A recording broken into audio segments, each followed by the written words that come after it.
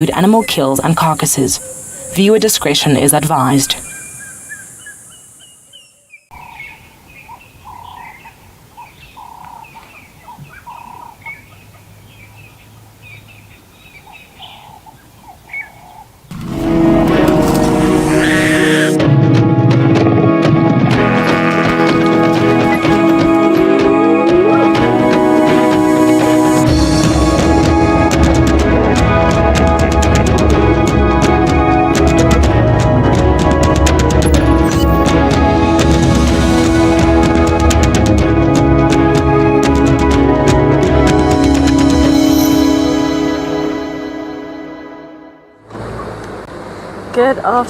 Good afternoon everybody. Welcome to an incredibly hot summer's afternoon here at Djuma Private Game Reserve in the Sabi Sands in South Africa.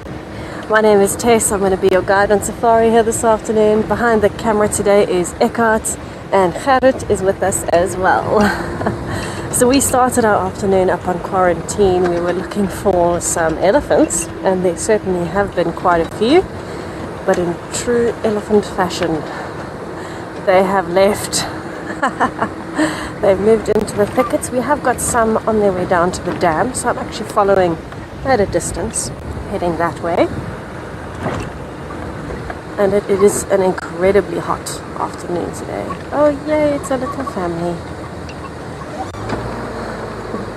Oh, there's going to be elephants all over the waterholes today. We would love to hear from you this afternoon, so if you have any questions or comments, you can find us at #WildEarth on Twitter. If you're under the age of 18, pop us an email on kidsquestions@wildearth.tv, or head over to the website, register yourself, go to the channel page and submit your questions there. Right, this is going to be a little bit of a tough view to get everybody in frame, but I'm going to give it a go. Just like that. Yay, elephant family.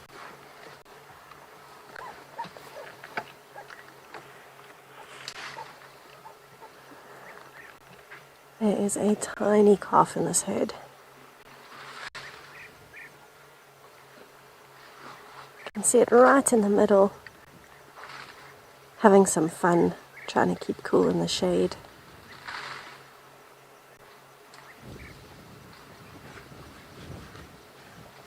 And that is exactly what we're wanting to do today as well. Some dam hopping, some shade hopping. And appreciating this breeze.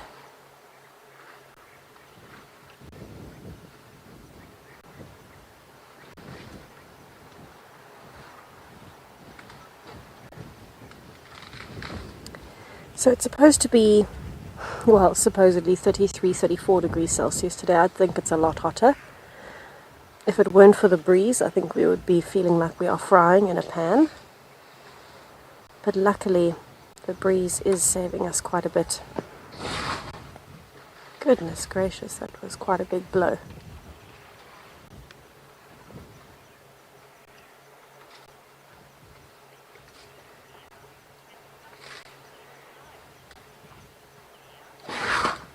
Mia, it's wonderful to have you with us. Thank you for joining us.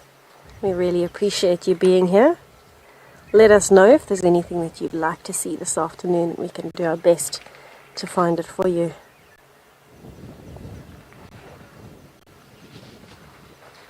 Alright, we are moving down towards the dam. This is exciting. How wonderful would it be on a hot day to have a whole herd of elephants come down to the side, splash around. Absolutely brilliant.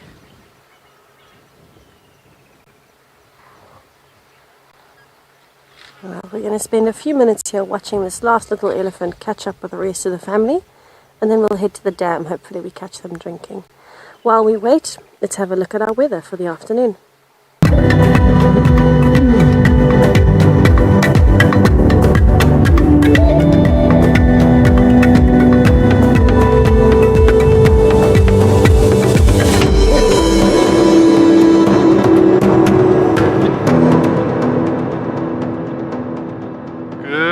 Afternoon, everybody.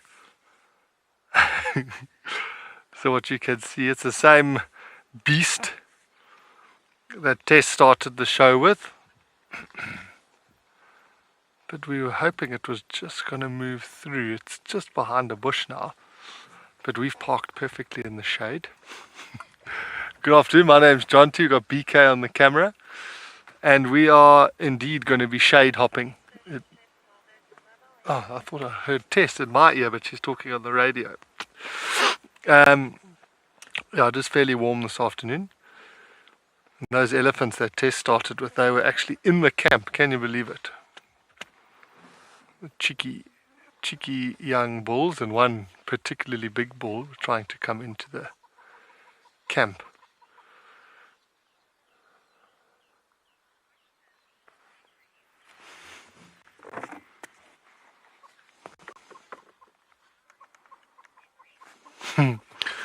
Yeah, it is crazy to think how they're so big.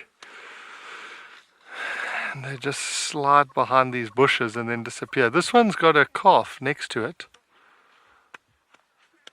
The sun is about to go behind the cloud. I'm just gauging how big the cloud is. No, but we might get lucky here. Look at these elephants, they've been throwing mud onto their backs.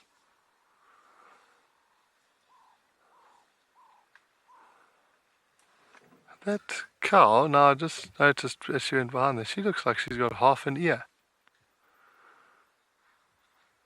That is interesting.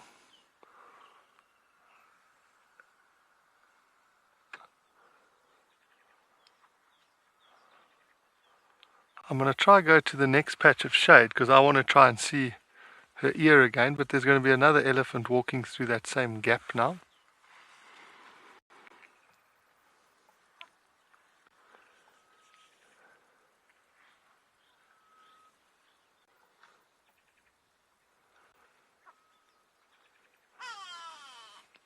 But it is nice. As hot as it is, once you get into the shade, there is a nice breeze today.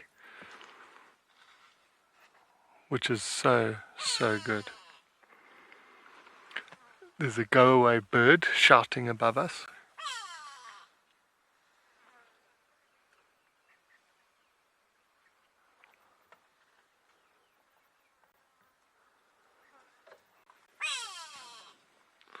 Okay, let me try and move because at the moment we're just looking at bushes that are moving. An elephant's ear.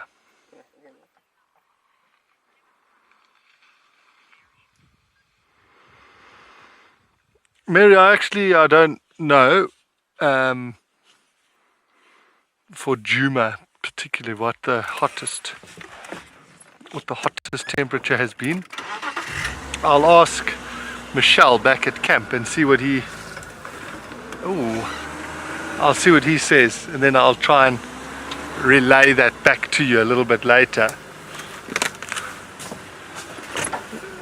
But I was talking about the other day, someone was asking, and I remember when I was at junior school, sport got cancelled if it got to 50. And that only happened maybe 2 or 3 times. But I mean, that is horrific because that means we were playing when it was 45. That elephant actually has half an ear. That is so weird. I'm going to try and get into this shade. Let's see if we can.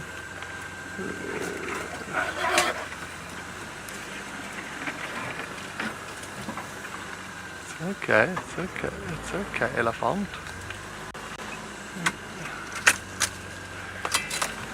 So look at that, she's basically, I mean it looks very old, that injury. Looks like she's torn her whole ear in half. I'm glad that floats your boat, Helen. But look at this cow's ear. That is amazing.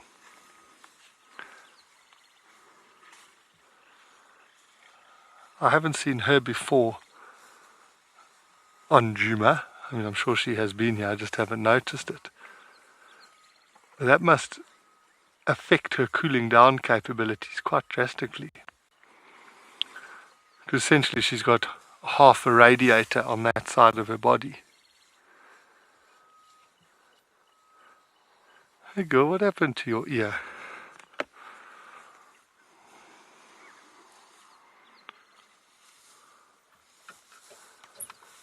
It's amazing how it changes her appearance. Eh?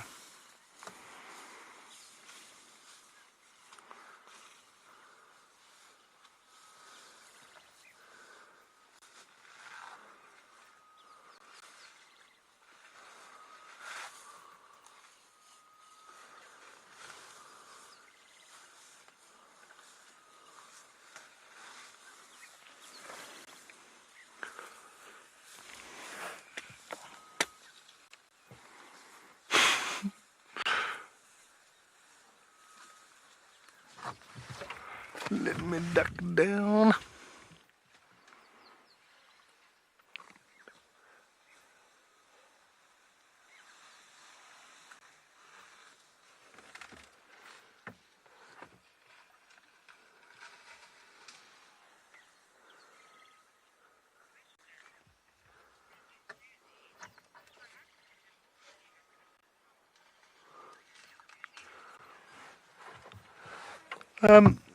Perhaps rock candy, Susie. I was looking along the edges of her ear. I mean, it could be. It looks like it's been torn. But yeah, I'm not sure.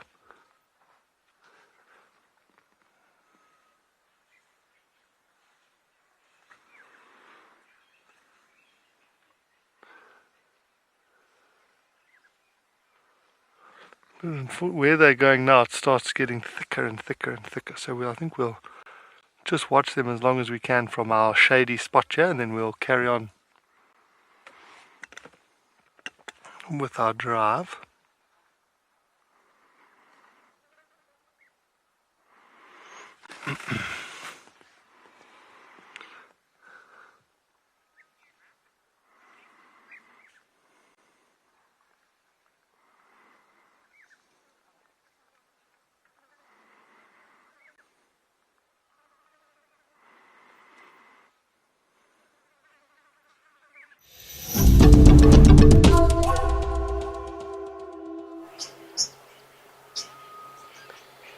It is a wonderfully peaceful afternoon at Gowrie Dam. We're sitting patiently waiting for our elephants to come down. They seem to be spread out in the shade, but slowly making their way towards the water.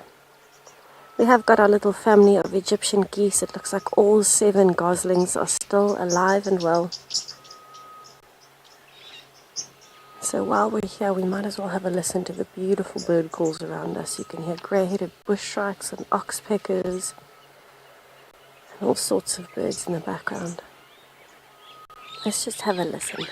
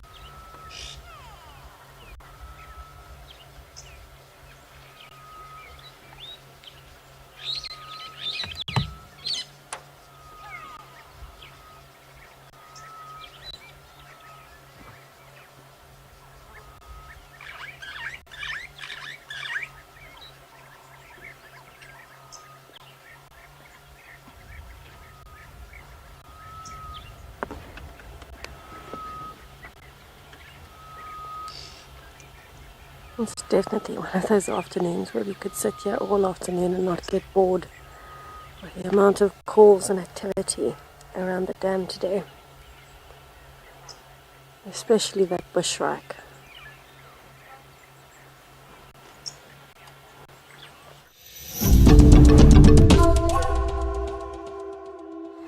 We've got a family of Egyptian geese here at Gowrie Dam, and they seem to be chasing the hardy-dars that are in amongst them. The adult is not happy to have them close by.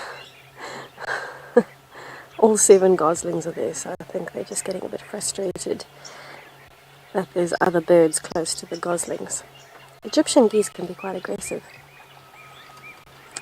So we're waiting patiently at the dam because we have had some elephants in and out, but there is a diversity of animals here at the moment, and I would love to show you. We've got one elephant bull that has been mud wallowing in amongst a bachelor herd of impalas. There have been some nyalas in and out of the impalas as well. Ah, there's a big nyala next to the elephant. How about that? And it seems as though this bull is separate from the herd that we saw earlier. He wants to mud wallow on his own. The rest of the herd is still coming from the shade behind us. He was mud wallowing in front of us, but now he's ambled over to the little section where they like to scrape their bodies against the side. Here you can see he's actually climbing into the hole. He might use his feet to scratch around a bit. Not the best view, I know, but lovely to see.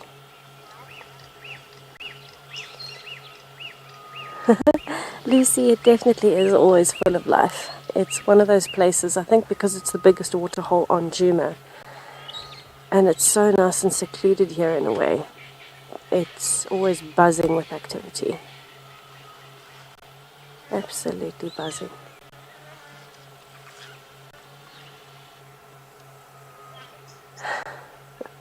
Everybody seems to have quite a lot of energy considering that it's so hot today.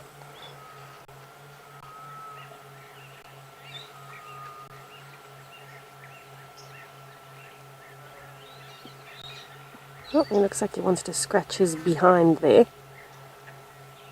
Yes, we might get that.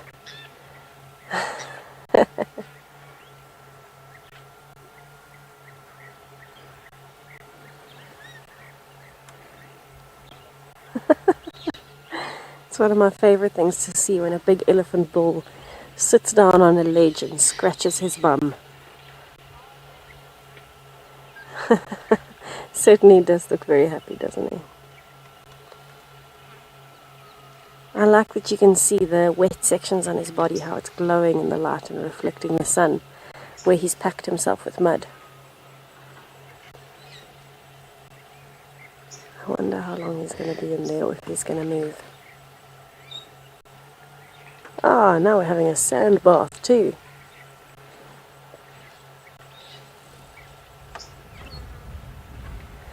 Right, if he's going to be there for a while, let me try and move back. Our elephants are taking a while to come down to the other side. Let's see if I can get a clear view for you.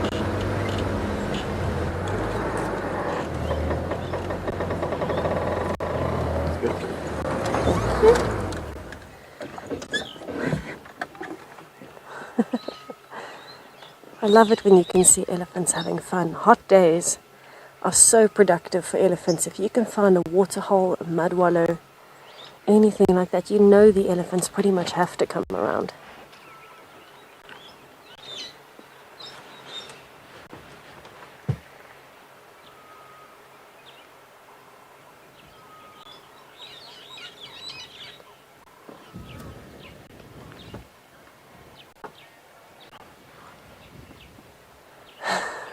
Tony, that is such a good comment. Thank you. He has found his spot.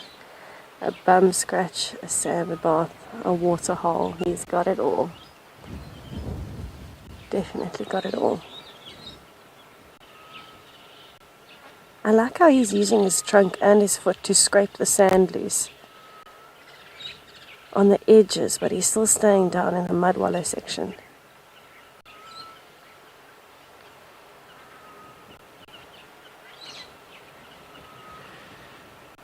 I wonder if he's smelling the other bulls. So the wind is coming from where we are to where he is. And the other elephants are behind us. They are slowly starting to come down, but they're still quite far behind us at the moment. But the wind is blowing from them to him. And with that herd is the very big bull that we saw earlier. He actually tried to come into camp, the naughty boy.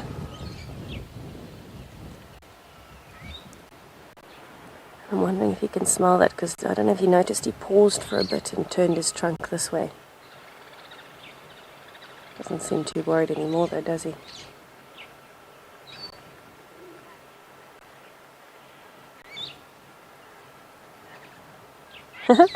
It's quite a good deluxe spa treatment. I'm pretty sure this is where mud baths originated. Mud masks, mud baths, all these lovely things. I'm sure it came from elephants and other animals mud packing.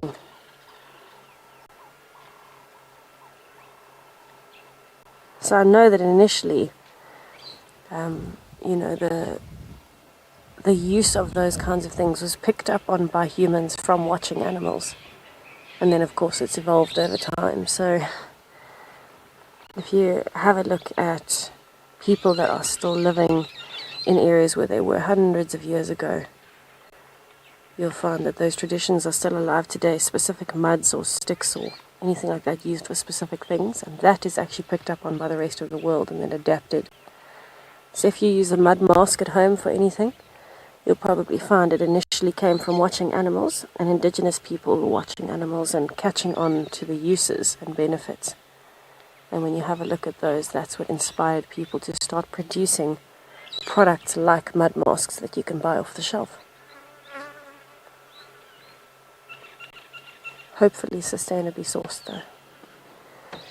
Looks like our other elephants are starting to come down, so now that he's moving, I am going to reposition a bit so that we can see the herd coming down towards the waterhole, because they've got babies. It's the same herd I bumped into as we were starting.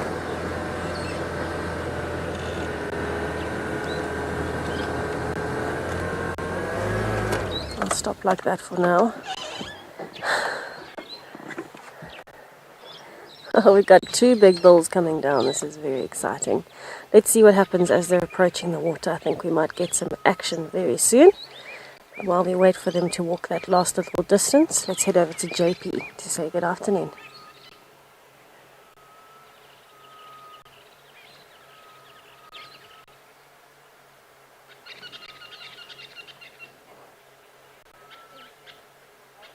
Ah, never mind, you're sticking with me, even more exciting. We might get this female. I'm hoping she comes towards the pan system.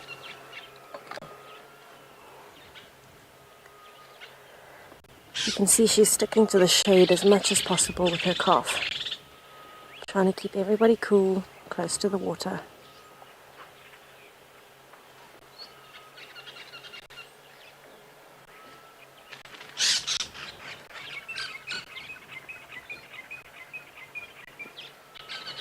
It looks like one of the females in this herd might be coming into estrus. That's why there's two big males around. So it'll be interesting to see what the interactions are as the day goes on. You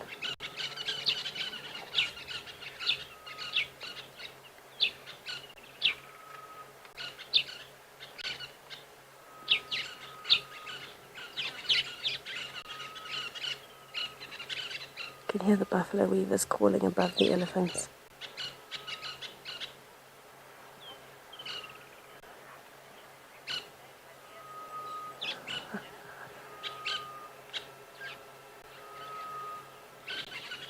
Gina, I agree. Dam hopping and shade hopping. I think I actually stole the idea from the elephants though. I don't think they stole it from me.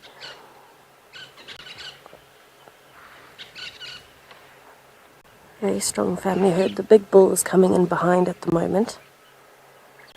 And you might find that female with a tiny calf will move her calf out of the way fairly quickly, because look at the size difference between male and female elephant here.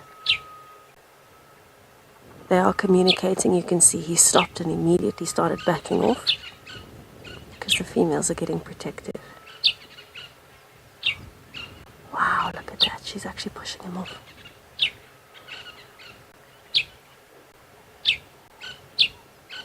Using her body as a bit of a shield. Oh goodness, he is sniffing her. So she might be the female that's coming into estrus then. He's the one that she's been sniffing, and her calf is about the right age. I might have to pull forward to see those elephants drinking, or pull back, one of the two. You can see he's sniffing her dung and her urine, and this is all part of capturing information about her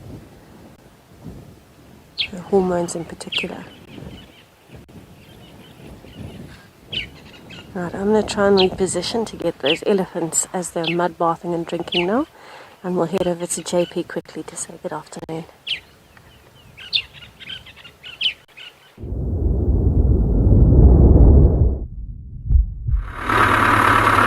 Good afternoon and welcome to Eco Training Pridelands. We just got to Leopard Dam to start our walk, and we've been noticed ostrich, a bird that I've never seen over here in Pridelands before. We're just quickly going to see if we can actually relocate him, but we can maybe show him to you as well. So my name is JP LaRue, and behind the camera we've got Morgan. That's fun. Ostriches, absolutely fascinating creatures. One that we did see is still a pale grey colour, and if I have to take the size in consideration, it's possibly a young male. But when they mature, they'll become black and white in coloration. However, the females will remain that pale grey colour for the rest of their life. There's actually a very good reason for that, and because females sit on the nest during the daytime, they'll actually have a grey coloration which leaves them drab and unobtrusive. While the males, being black and white in colour, they sit at the nest at night time, which leaves them a little bit less conspicuous. That's a few fun facts while we're on ostriches. They've got also one of the largest eggs of any bird, compared to the smallest egg being the hummingbird, which you find in Americas, which literally weighs something like a few milligrams. If we do take an ostrich egg in size, it approximately as the equivalent of 24 chicken eggs that you can have inside them. Makes a pretty good omelette. I've made omelettes out of them in the past. One of my favorite recipes for making ostrich egg omelette is to actually use a lot of fresh herbs, some basil, feta, some biltong, and if you can get hold of some pepper dews, it makes for an absolutely awesome omelette.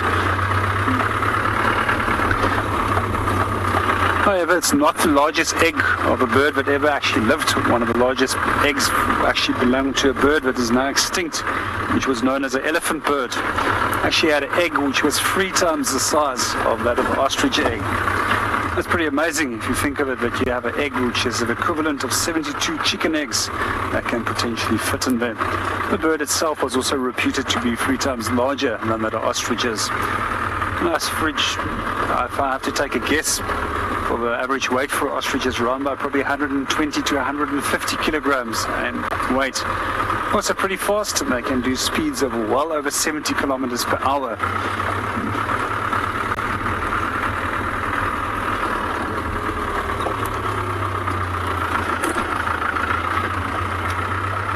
Ostrich has gone somewhere in this big block. He's probably going to go and rest somewhere in the shade. It's going to try a little bit longer and see if we can find him. But in the meanwhile, let's go and see what the rest of the team is up to.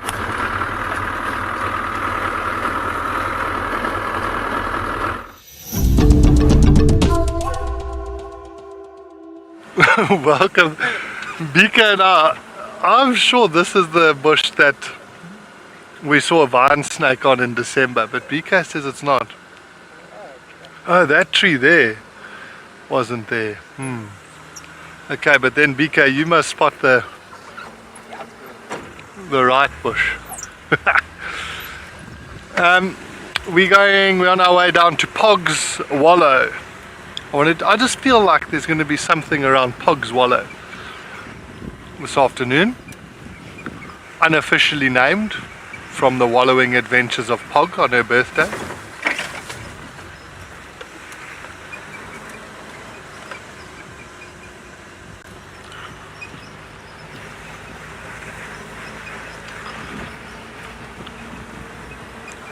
Was it this one? No, it wasn't that one. It was this one. 100%. Jeepers, I can't believe I got that wrong. I had Pogs. Pogs, if you're watching, I'm sorry, we stared at the wrong way.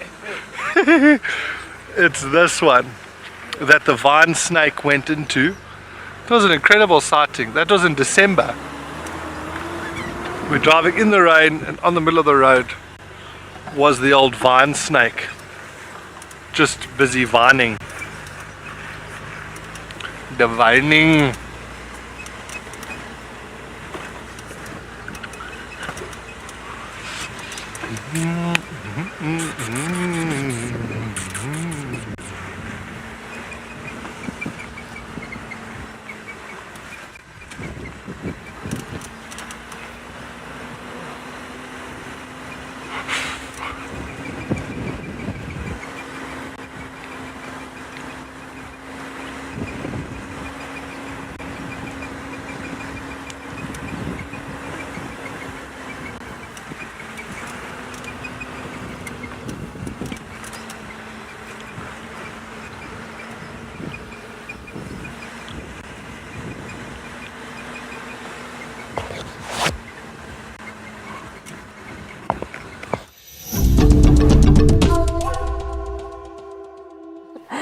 So we've got our elephants all relaxing around the dam at the moment. We're hoping we're going to get a view of the very tiny calf. It's about to walk kind of behind the dam wall. So we've quickly repositioned as the little one has moved. But for now you can see some of the older calves are having a really good time eating some of the nice soft greenery around the edge of the dam. They've splashed themselves a bit, they've cooled off, had some water. And now they're moving.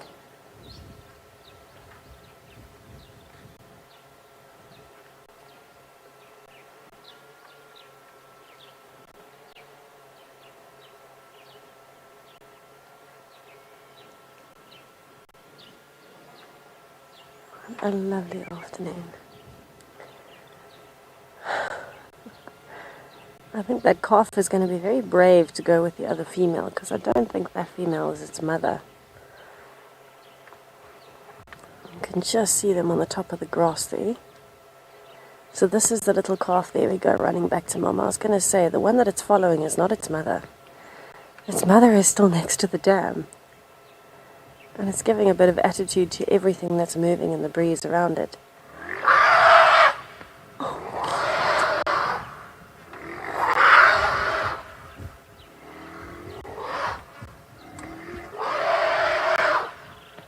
My goodness. Mom's coming very quickly now. Mom has just realized something might be wrong. I think the baby just got a fright. It didn't realize Mom wasn't following. There, it's running back to Mom. It's seen Mom. Mom! That's so cute. Oh, shame. Straight to Mom over there. Look at that. I think it just got a fright. It didn't realize that the herd wasn't following. I think it had this moment of panic. We'd realized, hang on, I'm on my own. Shame, Mom came running, and as soon as she saw Mom, came running over. And straight to get some milk. A little bit of Mom's comfort over there. Home brewed, the best kind. Oh, you can see the pink of the tongue even.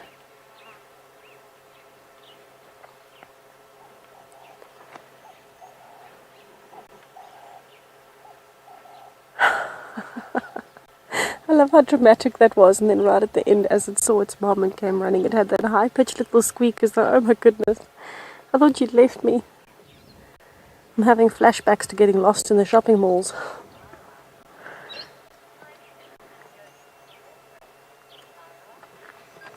Lyra, little ones like this do go into the water if Mom goes in. So they're not just going to wander in on their own, they'll only go in if the rest of the herd goes in. And that's because it's not safe to go in on your own at that size. If there's a hippo or a crocodile, anybody could lose their temper. And so if the rest of the herd is going in, 100% the calves love it. From a tiny age they love water. And so it would be wonderful to see, but we didn't get to see that today, unfortunately. They didn't go in.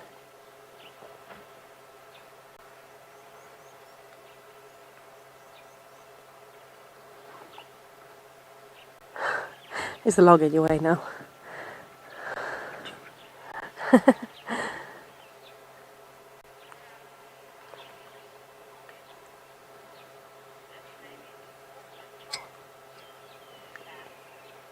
Tam, it is. It's off the charts cute. That little tantrum reaction and panic was one of the sweetest things I think I've seen.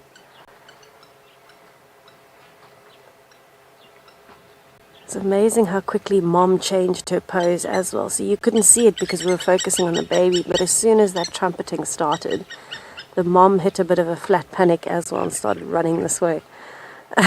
She was quite far down the dam and then she came running over.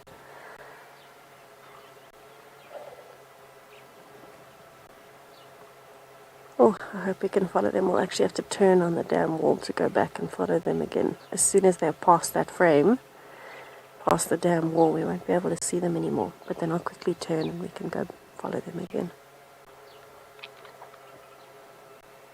Good afternoon, Baba.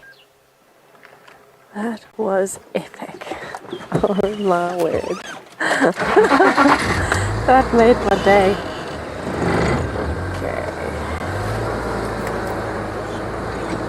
Let me reverse. It's easier.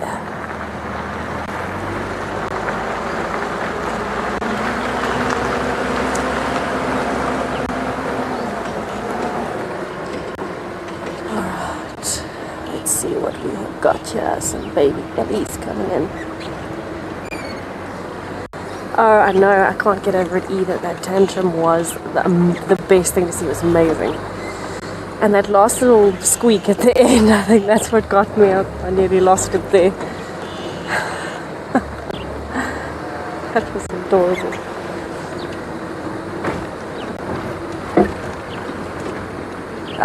Disappearing into the thickets, but we'll give it a try. I'm so happy we got to see that baby give us a bit of attitude on the side there. Oh, it's hot in the sun.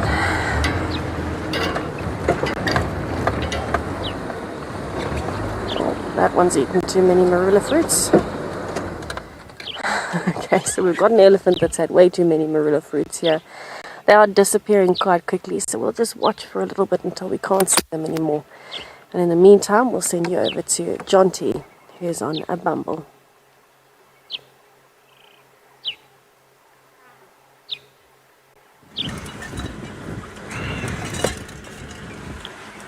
Bloody hell.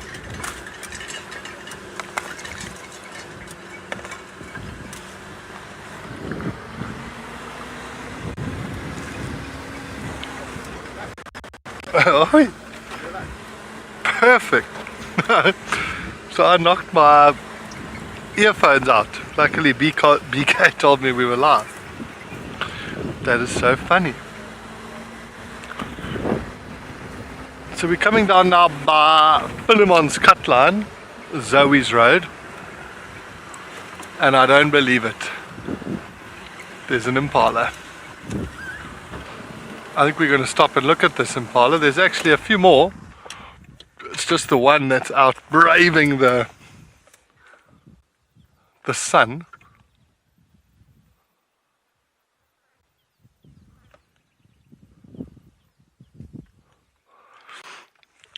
So I did check with Michelle, who's been here for a long time, and he says he says the hottest is probably around 45, but there's been a lot of days over the years that have hit 42. And he says, I'm welcome to tell you that in our in the staff rooms under the tin roof, it probably goes over 50.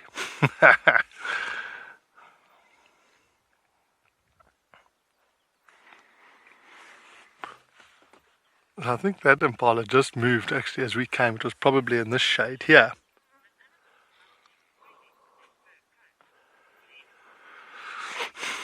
Yeah, Glenn, I'm sure they get hot. So it is a bit bizarre to see this one just out in the sun.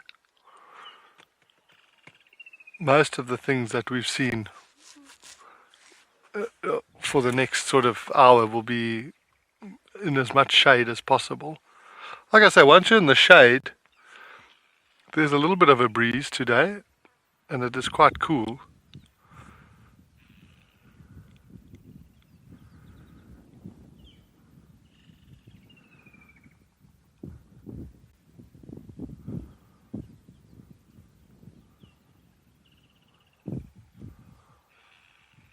that was just a nice long blow of the wind. Very, very cool.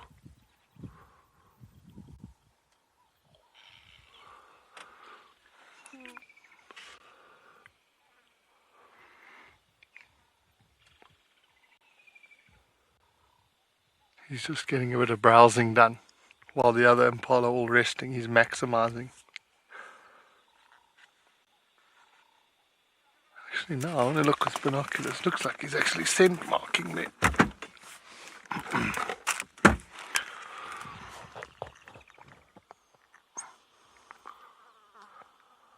No, now he's nibbling.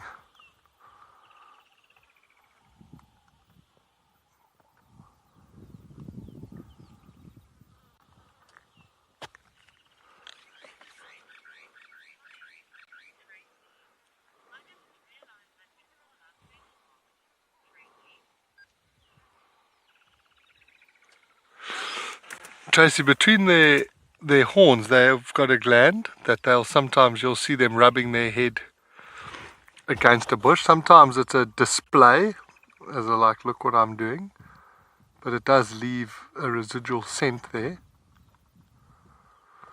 When I looked without my binoculars, it looked like he was just rubbing his head on it, but now I see his lips nibbling away.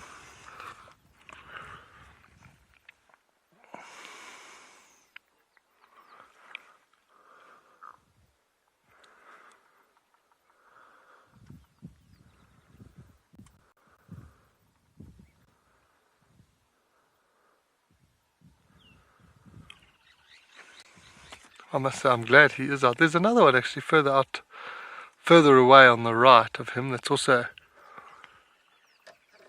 just hitting the sunshine.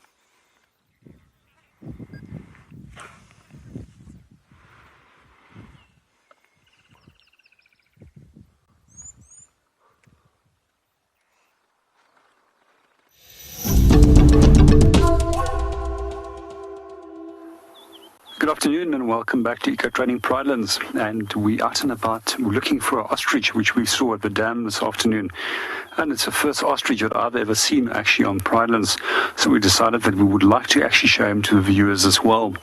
For me, ostriches are quite special. I love them, and one of the things that I do really like about them is the way that they're actually so protective about their young. Quite a few times I've actually seen how they can actually chase away baboons as well as a number of other predators that has actually bothered them. On occasion, I actually saw them kicking several baboons trying to steal chicks. What I also do find particularly interesting about the females is that they are very good at counting. And when we do get a big nest full of ostrich eggs, the dominant hen will make sure that her eggs is in the center, while the less dominant hen's eggs are always on the outside.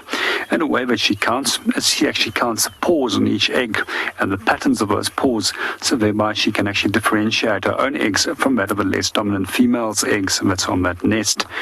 So here's our track of our ostrich right over here, and we are now still following him, and he's heading roughly in an easterly direction. And here we can see the main part of the foot, and then the second smaller toe, which is there for stability. And then right over here we can see where the nail has been marking in the track, and that nail is what they specifically use as a defensive weapon.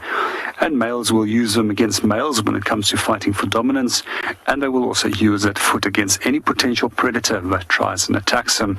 And that includes humans, and it's also one of the reasons why I'm super cautious of ostriches when I'm on foot. Especially if it's a male that's inbreeding, you'll often notice that they've got pinkish red coloration to their shins, as well as at that point, they're for me equally unpredictable than the elephant, bull and musters. And I avoid them at all costs, because you never know what they can get up to. We're going to continue a little bit further and actually go and see if we can go and find our ostrich, and hopefully we'll be able to share him with all the viewers.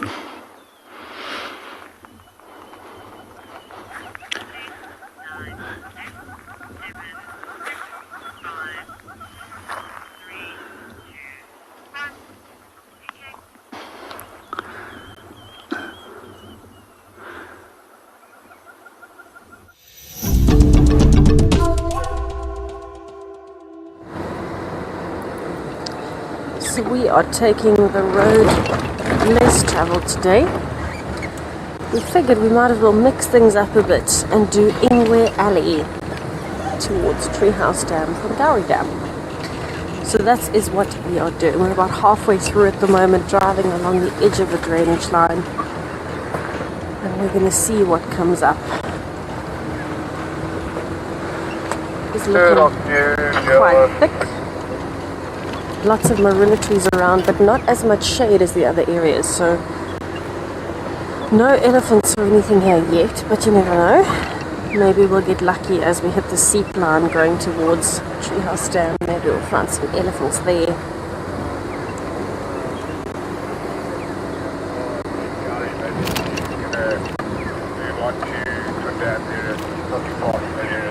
Whew. It is cooking here. There's almost no breeze where we are, so it feels like it might have been maybe 36 at least today, I would say. It's really hot. And it's getting hotter before it gets cooler. Delightful. I know Jonty was chatting saying the hottest recorded is around 45. I think there might have been hotter in some places. I know Khaled was telling me in Palabora a few years ago they hit over 50 degrees Celsius. I remember at Ngala going above 46. Glenda, yes, we have got sunscreen on. You can see a bit of a healthy glow there on the arms, but it certainly doesn't help you. You've actually got to keep applying sunscreen every half hour or so. And if you don't do that, you end up just either sweating it off anyway, or it becomes, well, it doesn't work in this kind of heat. So we've always got tubes with us in the car, and we're always reapplying as much as we remember to. Sometimes we get too distracted by the amazing sightings. We'll forget to function in every other human sense.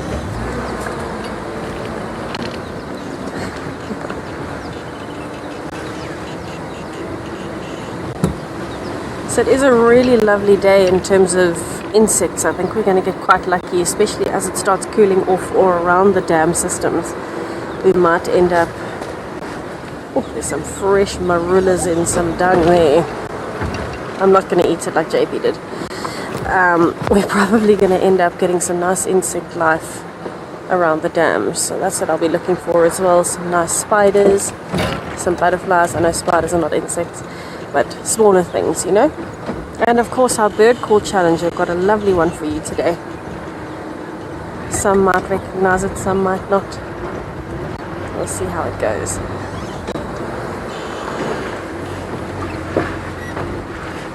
Ooh. Penelope, the shadiest road to drive on Djuma. That's a good point, the Mulawati drainage line. I'm going to go with that one. Thanks, Pat. I suppose the next best after that would be any of the ones along the edge of the rivers. So maybe something like Nyala Road South or Nyala Road North, because they cross in and out of the drainage lines and on some points hug the drainage line on the side. So not open like Philemon's cut line where there's no shade. But yes, the Mulawati. I didn't even think about that. Thank you, Khat. I mean, in there, it feels like it's 10 degrees cooler, so you can understand why the animals love it, because you're down on the nice soft sand, there's overhanging trees everywhere, so there's more shade than sun. And of course the breeze is funneled through, so you're sitting in a breeze almost constantly. It's lovely. I would go camping there, that's what I would do. Find a nice stretch, maybe close to where Mrs. Wig had her nest, and go and camp in that section. Very pretty.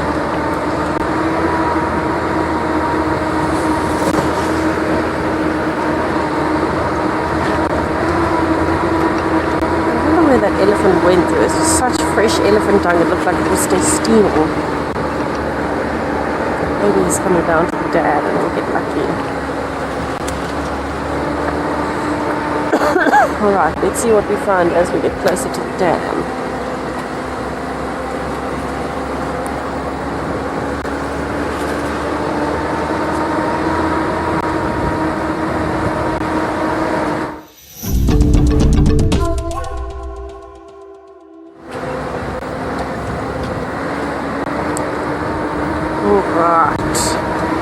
So I have been checking the den sites on Taxon's Road. I haven't seen any activity around here. I just thought you would know because we're about to approach the 2-track that goes to one of them. We've been hoping to find where where Corky has had her cubs. If she has had any. We have a suspicion she's had cubs. But we haven't seen her in a while, which also adds to the suspicion.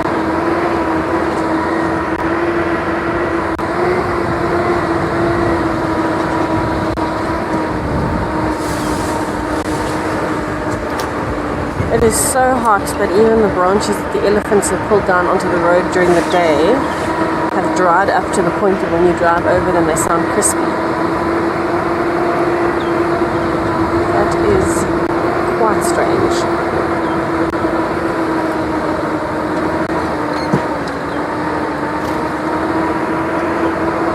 Oh, it's hot. Now this stretch here there is absolutely zero breeze. It looks like there is, but because we're moving at the same speed, it cancels.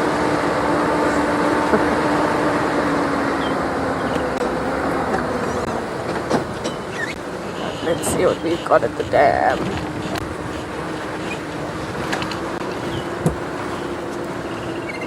I'm approaching from the northern side, so the sun might be a little bit bright on the water, but let's see how it goes.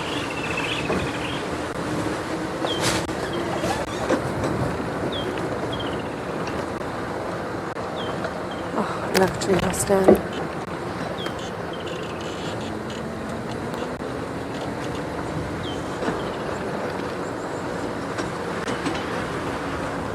Oh, I've got some impalas, some warthogs.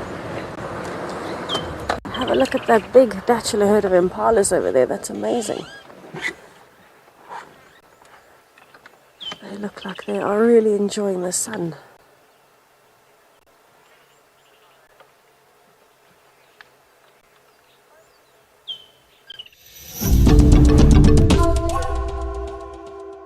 Okay, we're just trying something. We're at Pog's Wallow. Can you believe how much water is here?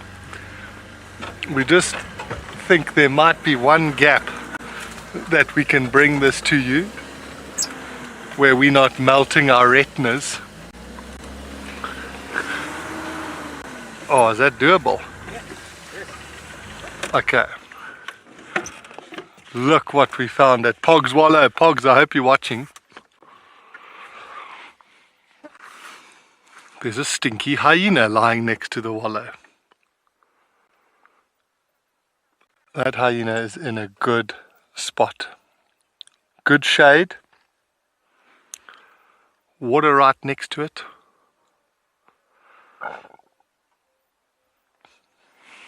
And a foam nest frog for company.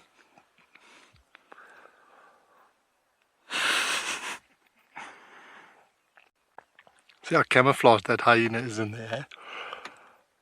The spotted coat also helps break the sort of outline of their coat, especially in dappled light.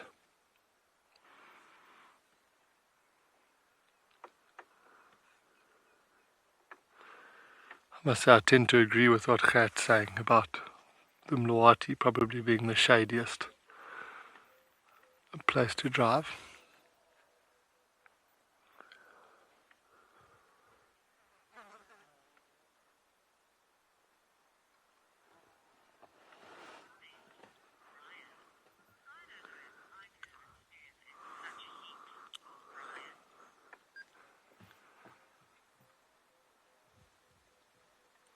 Brian, it's I don't know, if you get into a good comfy spot with a bit of the breeze on you, your head starts nodding.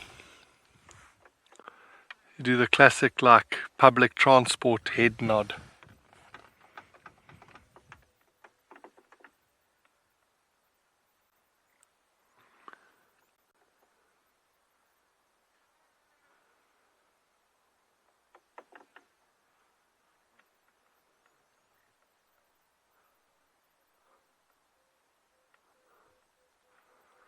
So peaceful. This hyena's probably been here the whole day.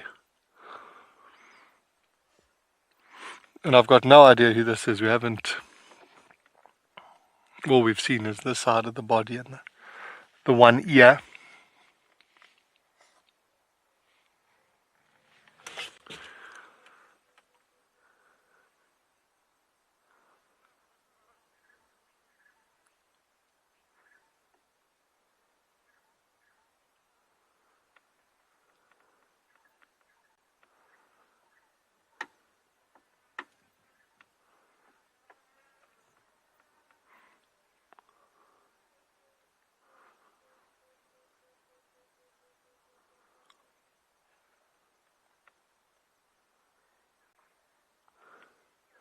It's amazing when you sit quietly like that.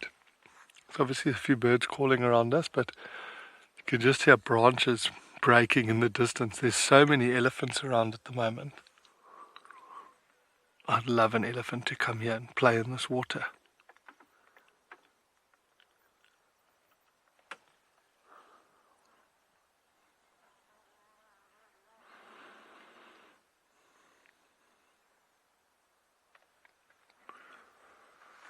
Quite often you'll find hyenas, when they move away, sort of not in the big clan numbers. Often they'll move around as individuals or maybe ones or twos. But little water holes like this, especially in summer, they will come and stash food. They'll stash food in these water holes because obviously the smell gets completely sort of taken away, so the other hyenas won't steal it from them. So it's often low-ranking hyenas that'll do that. I've seen them come and rest and lie up at a water hole and then get up, walk into the water, stick their head underneath it and pull out like a rotting impala carcass. It's like their larder.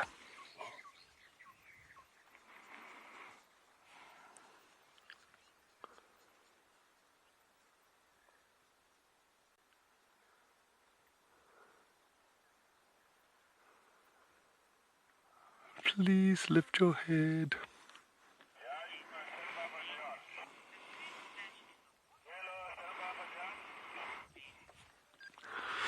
Yeah, Ben, it's pretty grim. But very, very clever that they do that.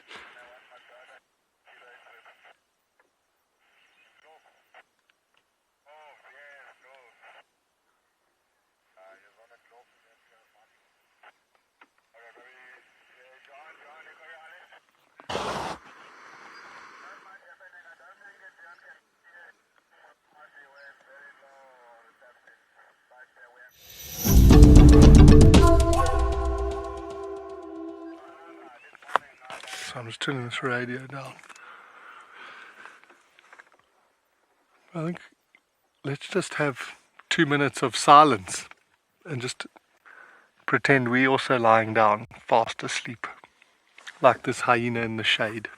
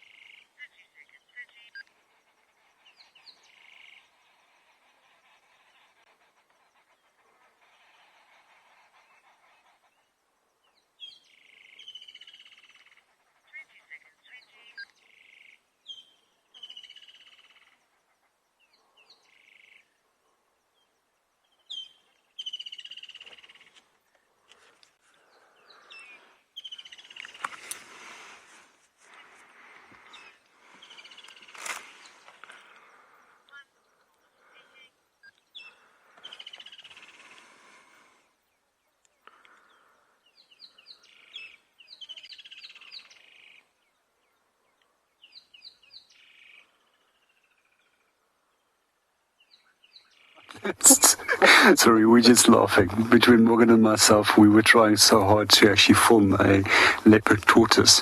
And the next moment, it was sitting still for quite a while. And as with the live came, it ran off into the thick vegetation. We're just going to see if we can actually spot him again. So for those of you that aren't familiar with the tortoise species which we have in this area, there's actually two different species. I can just see him right over here where he's actually hiding.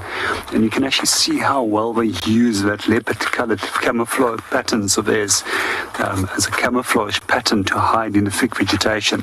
So the other species that we have over here is a specs hinged tortoise, which has got a little bit more of a square shape appearance to the carapace, which is the top part of a shell. And what we do find in terms of these two species is that they quite often will feed on a hyena feces, as they often need calcium for egg production and also for strengthening of bones. So if you are a tortoise, you're actually fairly lucky. You have some form of protection against a wide range of different predators. However, it doesn't always work so successfully against all predators. And one of the animals that I have seen ripping open these guys in the past is actually honey badgers and also crows, which will pick up the smaller tortoises and then drop them until they smash and then eat the inner parts of the tortoise. So to come back to the different tortoises that we have, as we mentioned, the two species over here, then we also have two species, which is aquatic species, which is referred to as terrapins, and those are the serrated hinge terrapin as well as the marsh terrapin.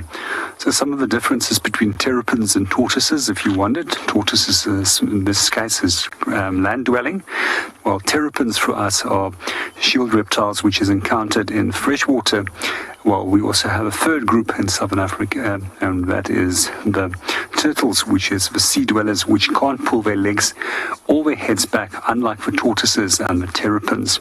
And their feet is actually adapted to have little flippers, while terrapins, they actually have claws and web combination, and with a tortoise in this case, it's only got clawed feet. So other than that, they also feed on a large amount of different plants, which they will feed on. And in the winter months, we very seldom see them, as it is quite cold, and being reptiles, they actually do go and hide, and they'll start becoming active again later in the year when it starts becoming warmer. We also sometimes see when there's little downpours of rain that comes into the later part of the season, then they will still start popping out for a quick drink. And quite often we do actually see a large amount of them actually going onto tar roads specifically for that reason.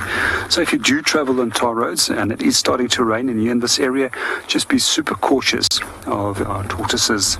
I find tortoises and shield reptiles in general quite amazing, as they're probably one of the oldest group of organisms which we have on the planet, and they've been around for approximately some 220 million years already on the planet, and they virtually have gone unchanged in their shape and in appearance. So generally animals that don't change, it's a good reason for that. Why do you change if your whole system is already working, or why do you have to adapt? And one of the mammal species which I reckon has gone unchanged in the last few million years is actually species such as pangolin and aardvark, because why do you have to change if your prey hasn't changed at all? I didn't hear the question coming through clearly. I just had part of it, so if you don't mind to repeat that for me.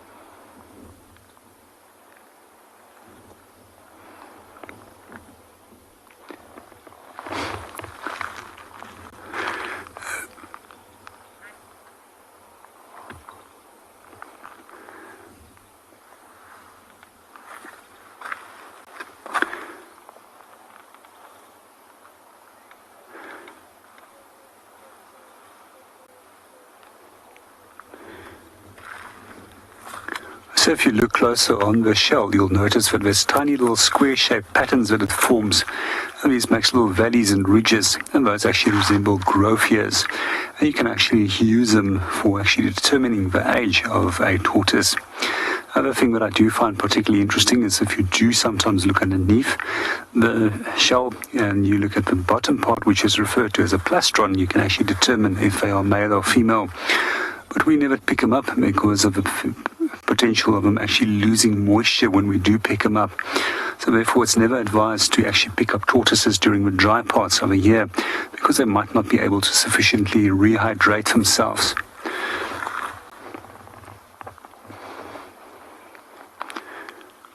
And if it's convex at the bottom, then it's male. If it's flat, it's female. Some of the other characteristics which you can also use is simply by looking at the tail. The tail is slightly longer, and that generally indicates that it's male.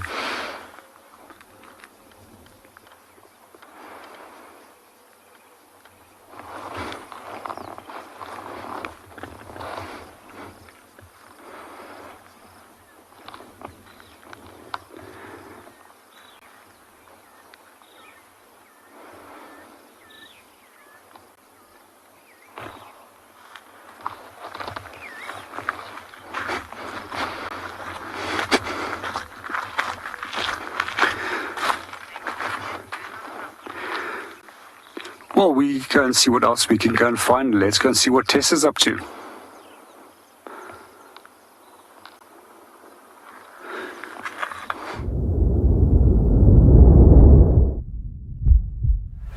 No, it's just flaming up and whatever.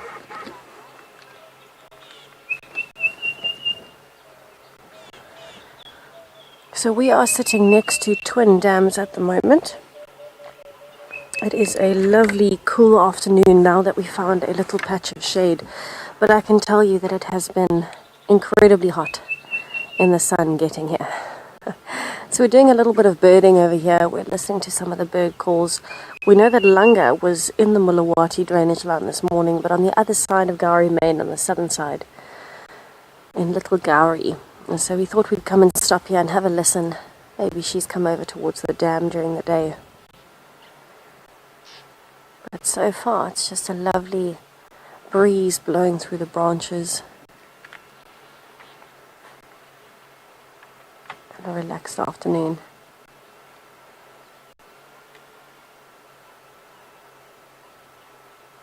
I feel like as we started being quiet, the birds started being quiet as well.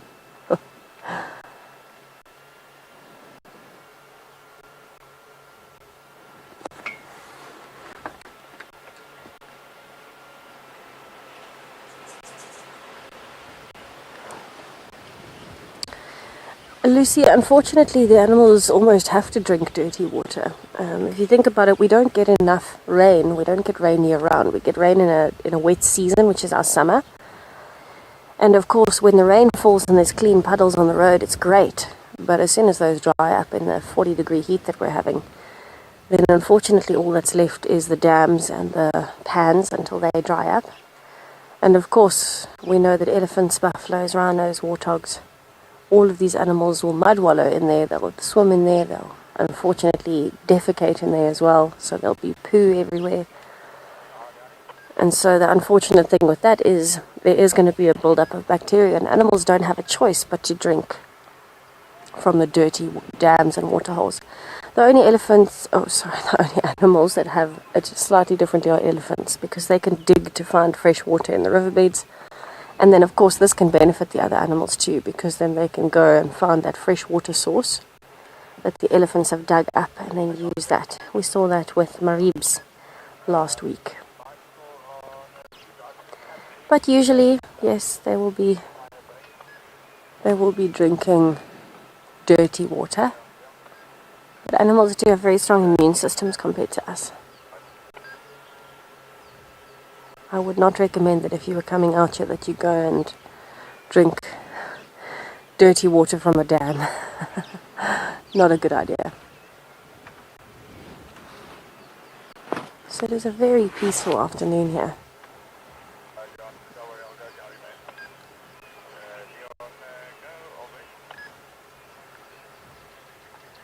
I could have sworn I heard something down in the drainage line that sounded like an elephant.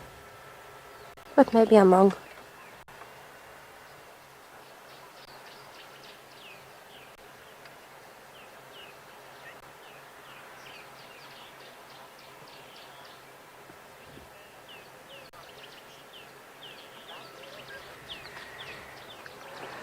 Keisha, I'm not 100% sure which bird would have the strongest beak. I think it would be very tough to compare, but I will find out for you if there's a definite answer and then let you know. Personally, I would think that it might be something like woodpeckers or raptors, anything that has to use the beak for heavy duty. But I'll have a look for you and see if there's a definite answer. My plan from here is actually to head down towards Chitwa Dam, see if there might be anything around. We wanted to come and check on our hornbill family here, but they're not here. Or the dad is not here anyway, feeding the babies. And it really seems like majority of what we've got here is a lot of birds calling, and I'm totally happy with that.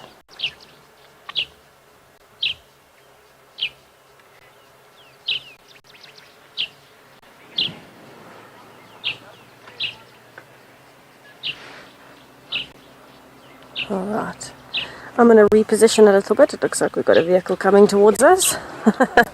So let me move out of the way and then we'll head towards Chitwa Dam just now.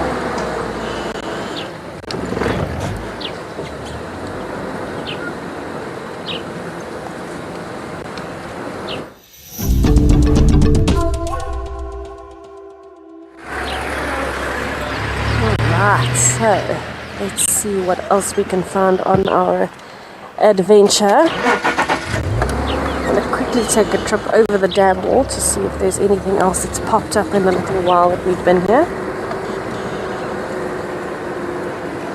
And some impala rams. I saw some warthogs, but they were very shy and they ran away.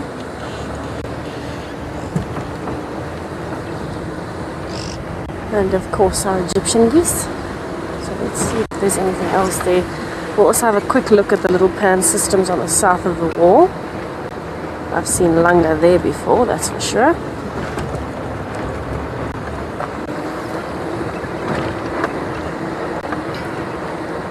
Ooh, that is hot.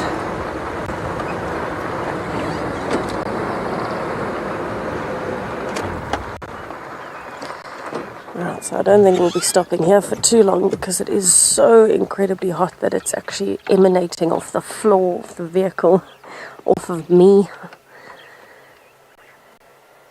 Very, very hot here.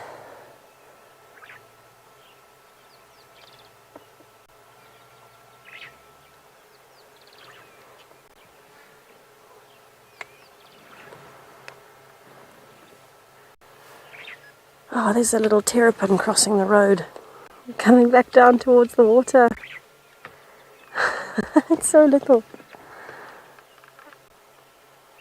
It's got a long way to go until it gets to the water. It's quite a big drop.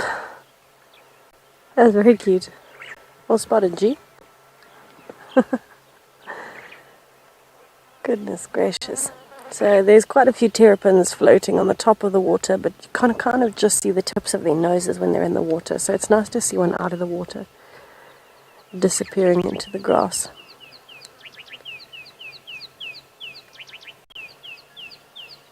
I can tell you that 2 minutes in the sun, and we are all breathing quite heavily. At this point I can see why lions and leopards have to pant all day. Very, very hot.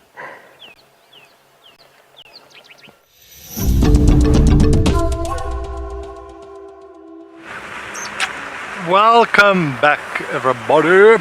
So unfortunately we just missed a warthog that had just finished a mud wallow, but he just fed off just before we came back on air, which is a bit sad, but that's what happens.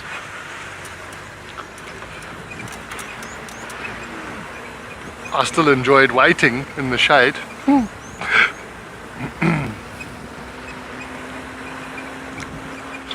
Okay, so now BK and I have got choices to make.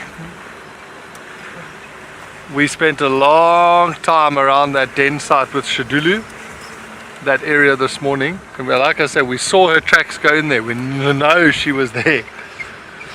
So we could go back that side and go carry on that thread, and then maybe later when we come back, once it's almost even dark, do a couple loops around Sandy Patch and see if Dark Mane has started his transformation into Batman yet. But I think that's what we'll do. We'll head across back to Simbambuli. Because at least now we know our vehicle tracks were there. This morning we know where hers were leading in, so we can check if she's left that area.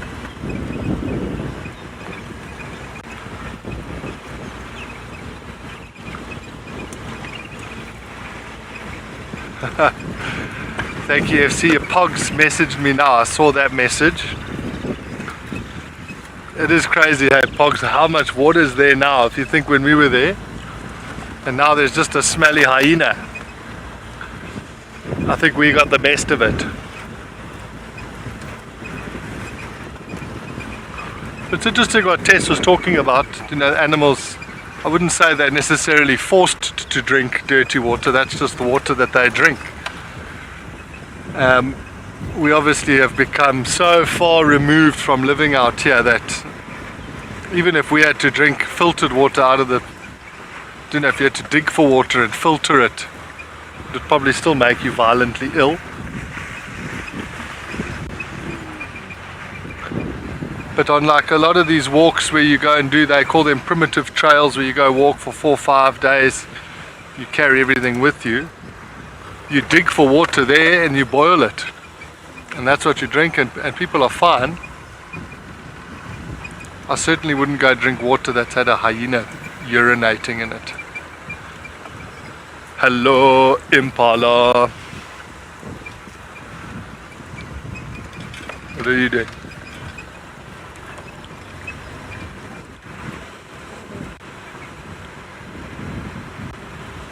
Why are these Impalas running in the heat? What is their problem? Who's chasing you? Come on, boys. It's not necessary to run in the heat, man. Come on.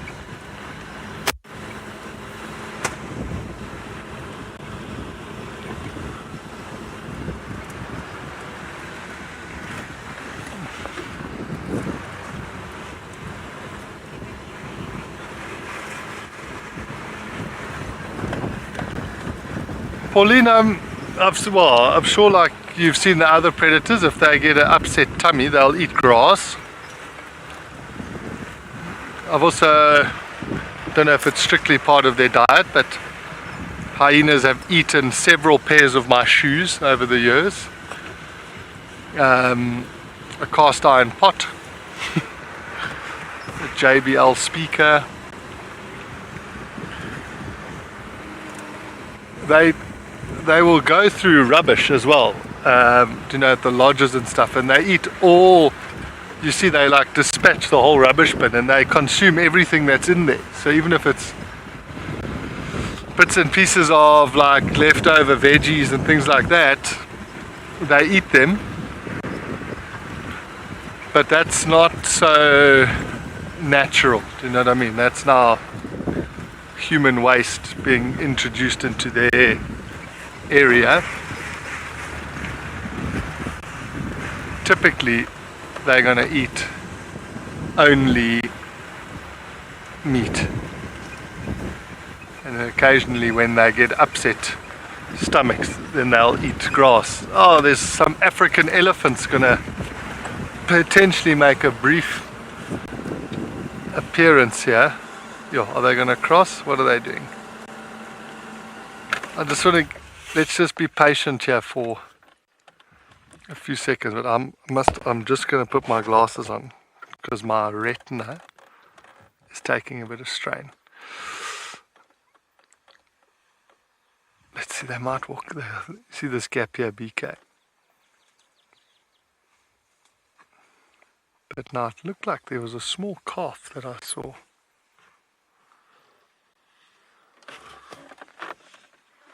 Look at that little calf.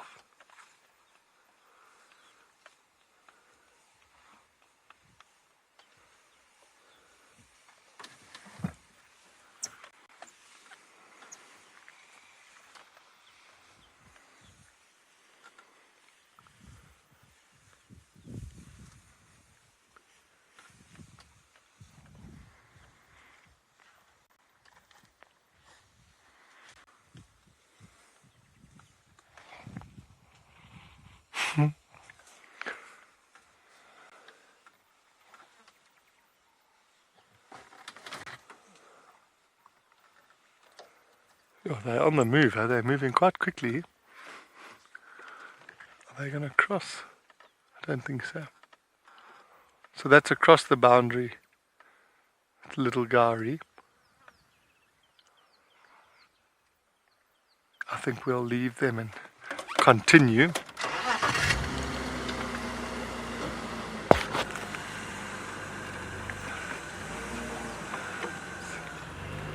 That was a very nice little surprise as we popped out onto Gari Main.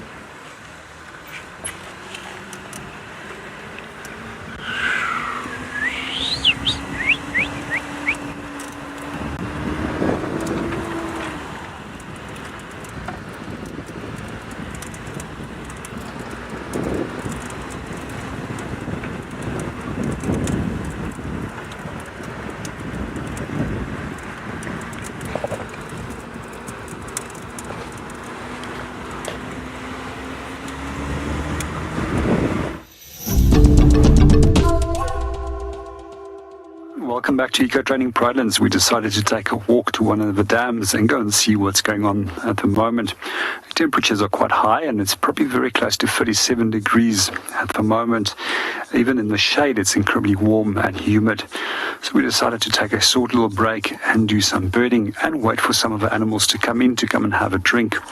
Generally, when it's so warm, you don't find that the animals will actually move. Most of them will be either resting up in the shade, and those species that are generally night active will only start becoming active way after sunset once it started cooling down. What we're going to do is we're just going to hopefully wait here for elephant or other giraffes to come and pop in, because they seem to be the ones that can really handle a lot of heat very well. While we're listening to a number of different bird calls, our cameraman Morgan is just also going to pan around the camera and see what he can find and share those images with you.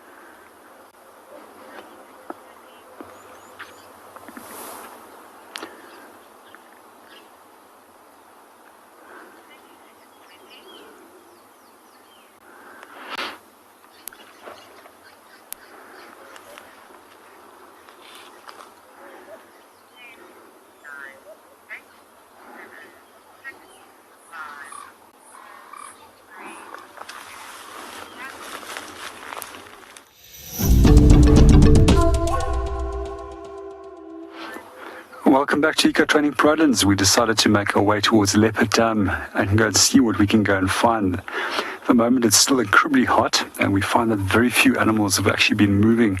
As far as that we've been driving, we didn't see actually a single animal. Most of them are all resting up in the shade at the moment. So our best approach is to actually sit over here and wait for the animals to come in for a drink. Generally we find that the species which do pop in are species such as warthogs as well as giraffe and elephant. They seem pretty well adapted to warm days like this, and occasionally we'll even find hyenas wandering down towards the dam and come lie in the mud to actually cool themselves down. And while we're waiting, you're also more than welcome to actually ask us any questions. If there is any specific questions that you have, which is either related to nature or regarded to the guiding industry.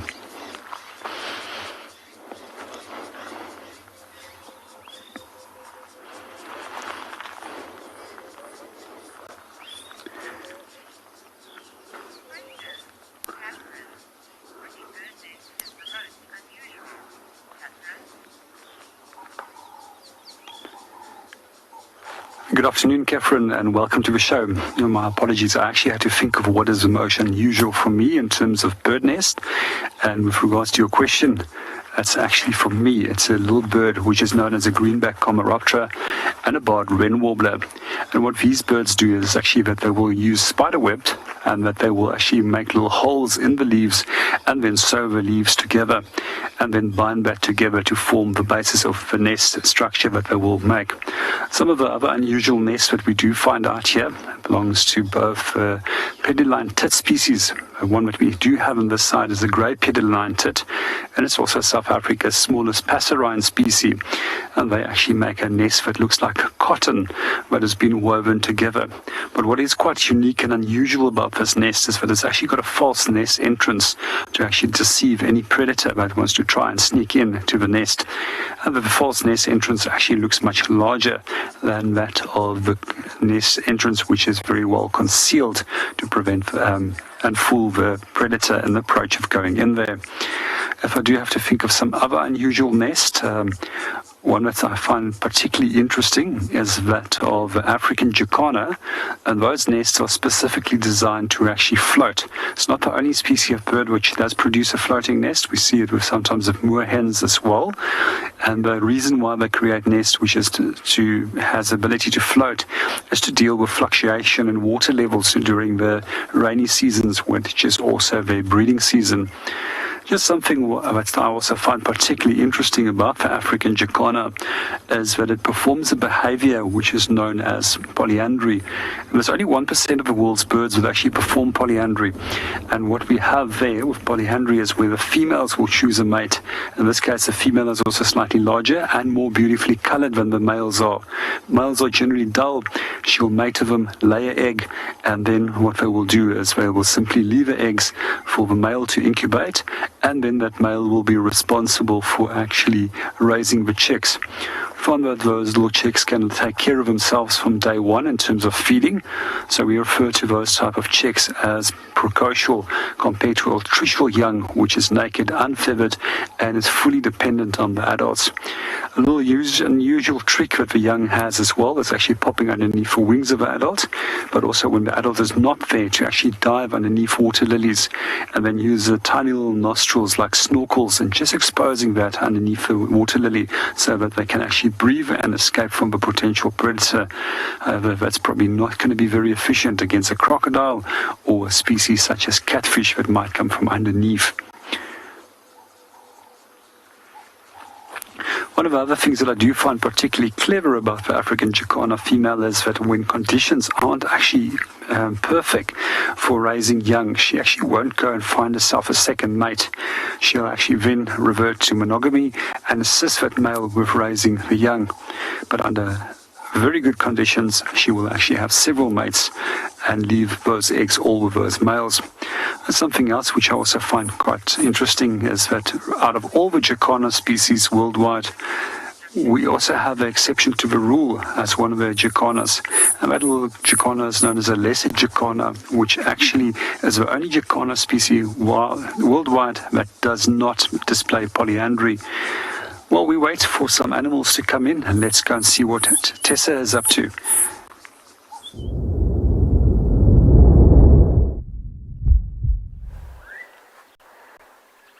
That's so funny, JP. I love jacanas as well, and we are at Chitwa Dam where we normally see them too. How lucky. How lucky. So we're actually watching a little family of Egyptian geese, because if you look very, very, very closely, you will see that there are some goslings that have just hatched. They are absolutely tiny. Oh, hello hippo. That's very close to the geese. With a baby hippo.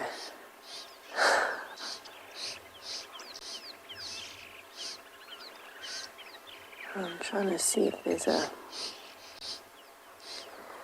clear shot of the little ones, but the parents are being quite protective.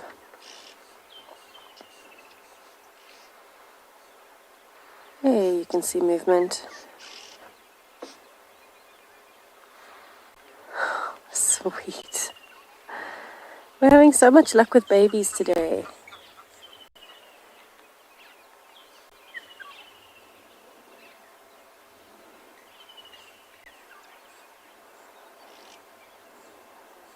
cute is that? They're following the adult towards the bank there.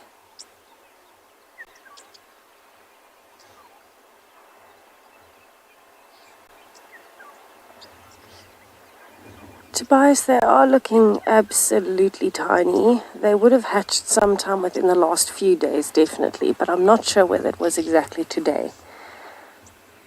They are still so small. I would think maybe in the last few days. They are tiny, and you can see they're really sticking to the adults like glue today. And that's because they're still too vulnerable to be adventuring on their own. And they're in the grass, you can't even see them.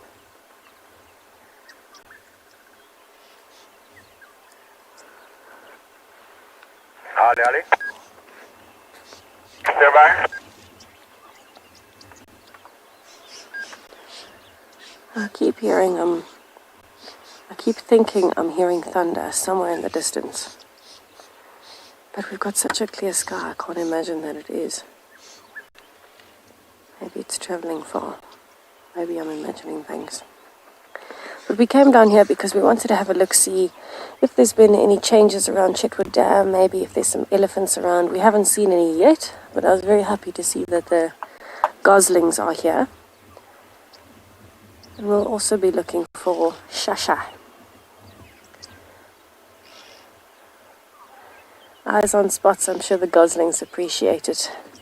Being so small, you can imagine they are very vulnerable to so many different predators and accidents. Now, I think I'm having a look at them now as they're coming closer. They do look a little bit old to be hatched today or yesterday. I'd say maybe a week ago.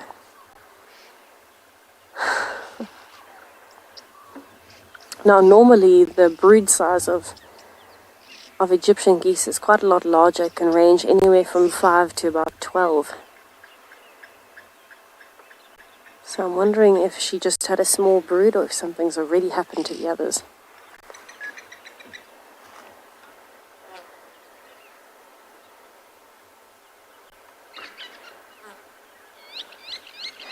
Leland, you're 9 years old and you want to know about what grasses the Egyptian geese will eat.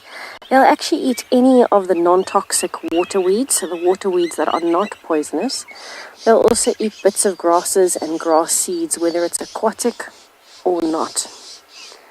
So it would be an absolute variety of grasses. They won't be specific to one or two. So it's quite a broad question. Personally, I think they would prefer the grasses on the edge of the water because it's softer. They also like to eat things like what we call a tuber, which is an underground root that stores food content. They'll eat those as well. They eat very fresh plant shoots, so any vegetable plant matter they should be happy with.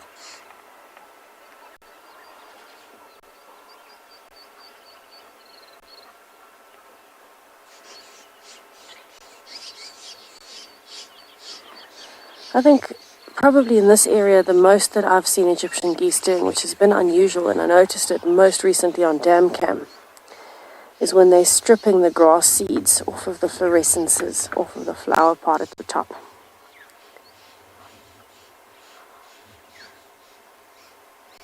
And that seems to be a pretty important part of the diet around here, but that wouldn't be one species or type of grass, it would be multiple.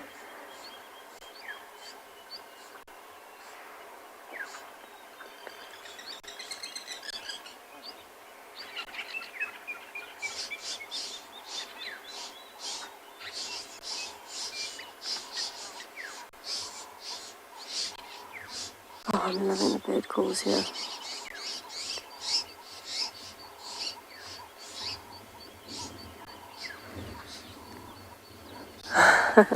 They are fluff balls. You're right. Yes, it is so lovely to be able to watch them moving. You can see they are still a bit inexperienced, which is why they're learning from experience.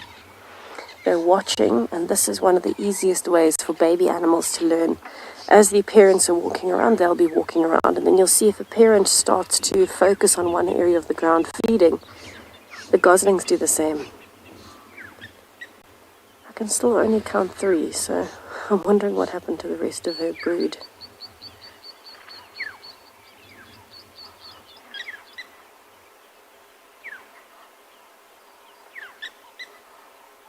Imagine experiencing life from the perspective of an Egyptian gosling. Especially in a dam the size of Chitwa.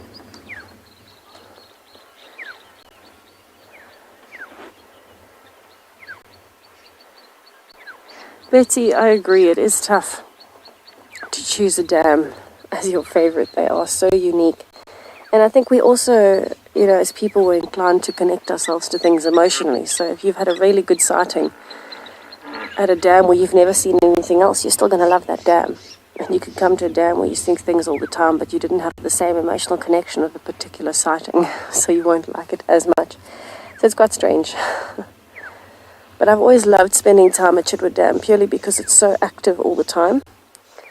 There's constantly something around. The hippos are here, the buffalo weavers are here. There's always aquatic and wading birds. Every now and then we get lucky with an Egyptian goose gosling brood. If we get very lucky, we see fish eagles. And of course, Mr. Shasha and his sister, Miss Langa. So we're hoping we might find them at some point today as well. Now, I've been scanning trying to look for the hippo with the very tiny calf that's been on the opposite end of the dam, but I think she's possibly joined this pod that's next to the island of the Egyptian geese. I've been watching them and it looks like there is a very small one that's popping up.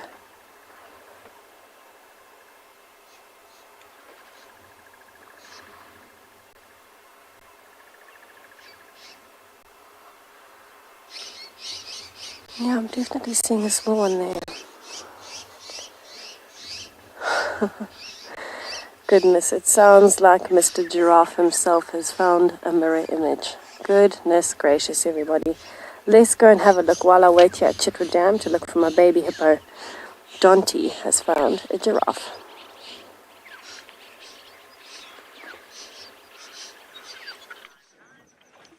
Oh, seems like Tess has found her original joke book.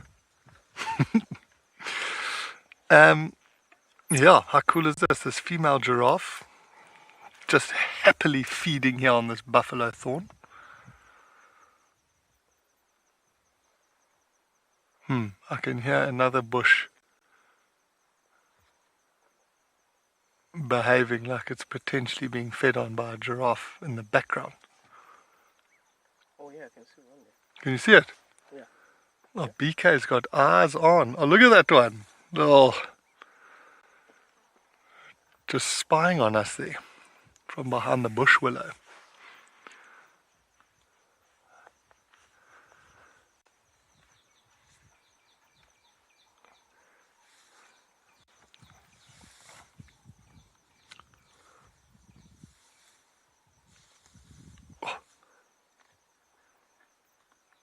Loving this buffalo thorn.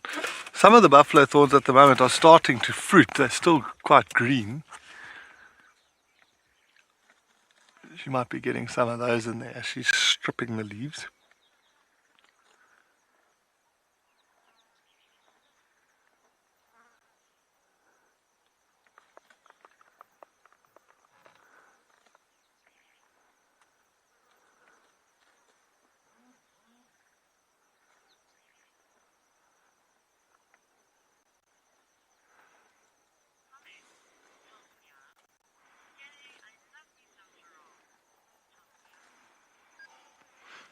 I'm so glad that you're getting to see them, Tonya. There's an oxpecker on that one's back a bit lower down.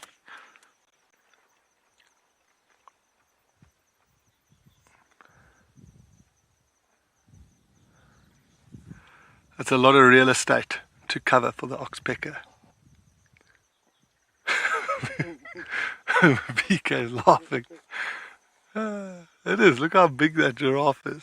That oxpecker. There's a lot of ticks that it could be taking off there.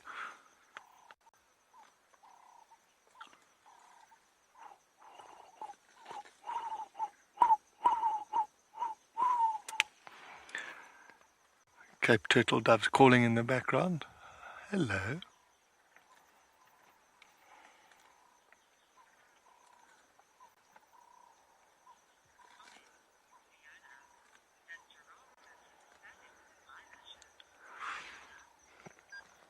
They're so good, Fiona. So they remind me of my daughter. Maybe I am part giraffe because I've passed on giraffe eyelashes to my daughter. She's got beautiful black eyelashes like this giraffe.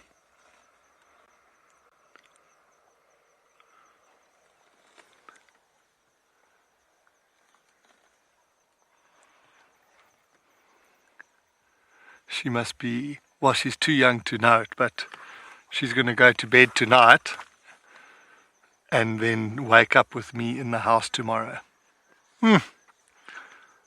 I'm very excited for that. You see the one at the back now peeking over? It's like, what are you guys up to?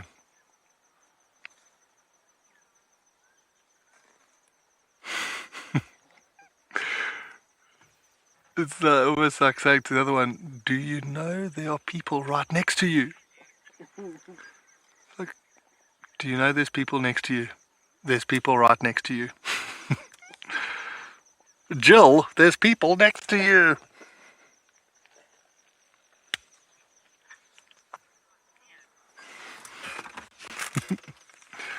That's funny. And now she's like, oh my word, I can see them. Oh.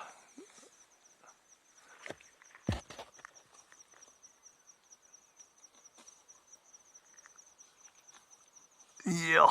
And be careful, you like zoom in on her chest. Her chest, or even the inside of her back legs. Those are ticks.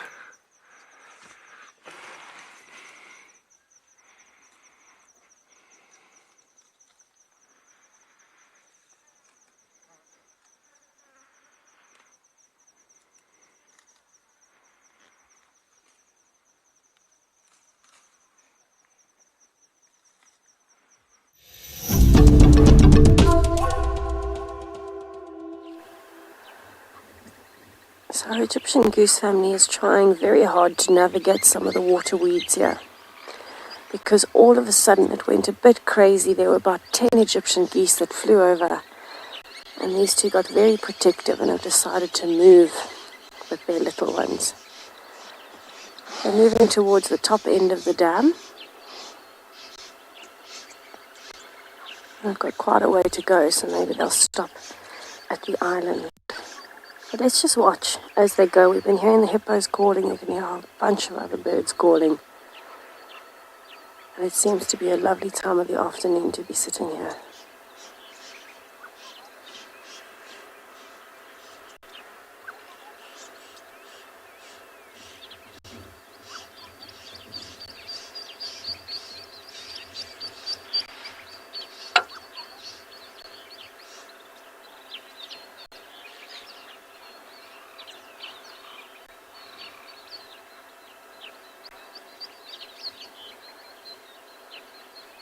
Very nervously headed towards the bank. Almost looks like a slipway that's been created there by crocodiles.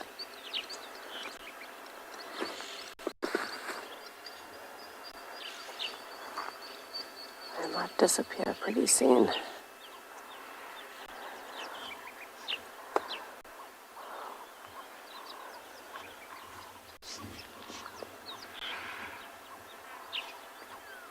Ah, there they come.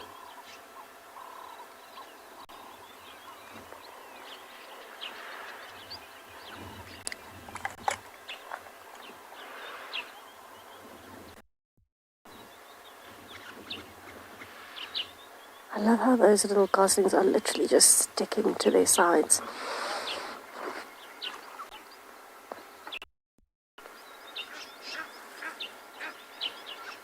Bit of a struggle to get up the bank, maybe.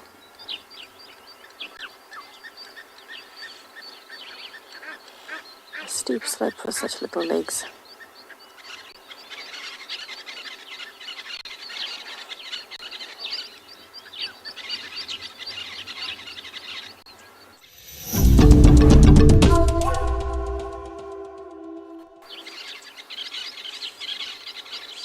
So success getting onto the island, everybody. The geese have had to move because of a whole other group of geese that came down and flew over. And of course, naturally, the parents felt a bit protective. So they've moved onto the island.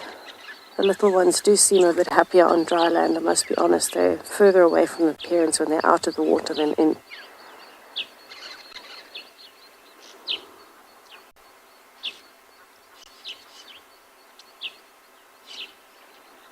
It is incredibly hot still.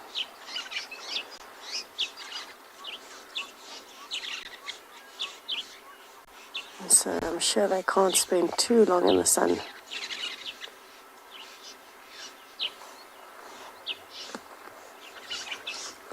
Debbie, no, Egyptian geese will build their nests either on the ground or up in trees.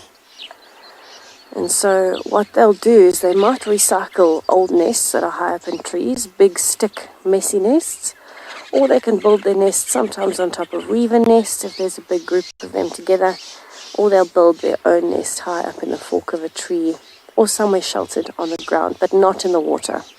It's not safe for them to build nests in the water because of the predators.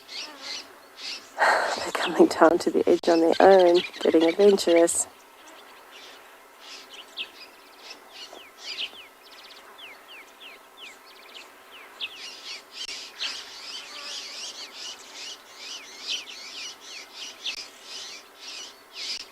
Adorable. They look like they're doing a combination of feeding and drinking there. But I'm happy that they're starting to adventure a little bit.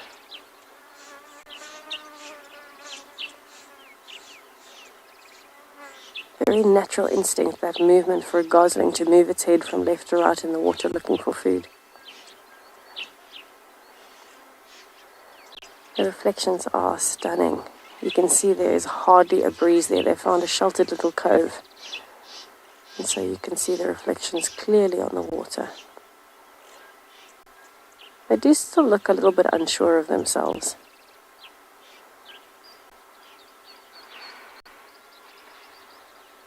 Oh my goodness. The blacksmith lapwing chasing a few other birds there too.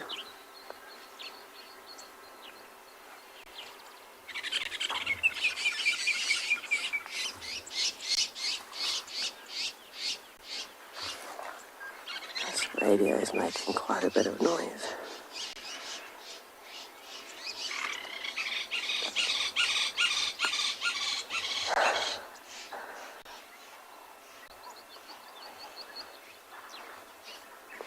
Gregory, yes, ducks definitely would survive. I think it depends on the species that you're looking at. So I think a lot of people think of ducks as like the domesticated ducks that we have, the white ones with the orange or yellow beak.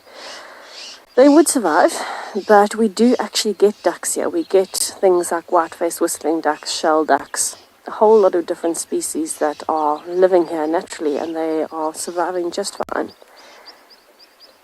This is one of the few species of geese that we get. We have more duck species than goose species.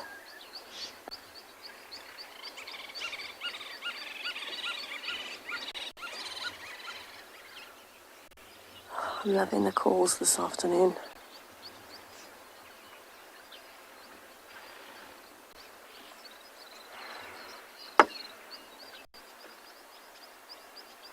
Definitely much more adventurous on land than in the water, I'm surprised.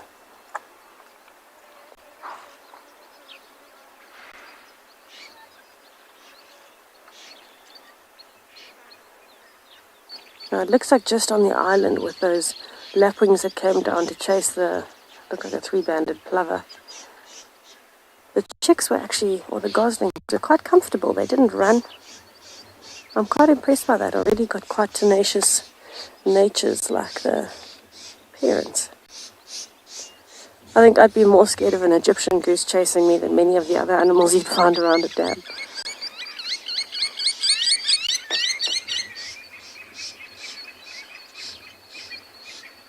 Just an explosion of bird calls happening at the moment. Blacksmith lapwings, buffalo weavers, swallows.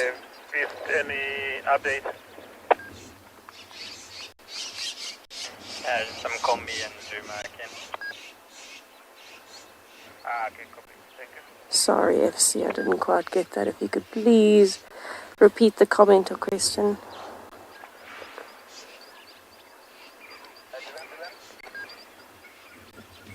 If we're having an issue with our comms, maybe it seems to be breaking up a bit.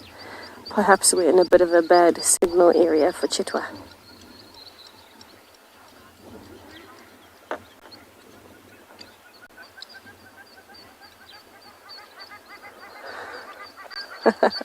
Fearless goslings, I agree. I think it was clay, if I'm not mistaken.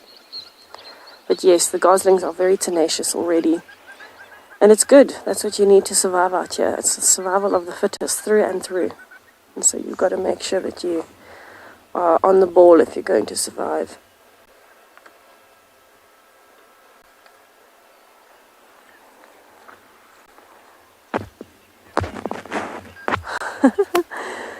It sounds like John T's giraffes are on the move. So let's head over to him and have a look while he's trying to keep up.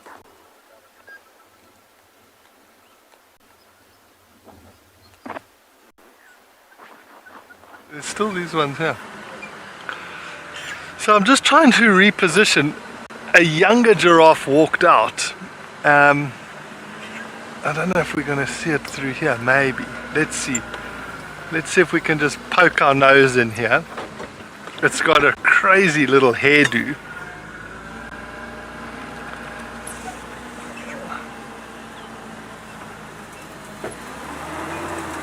Don't rev like that, Rusty. Come on.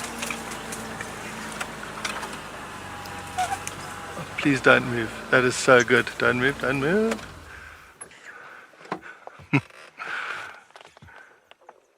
How cute is that hairstyle?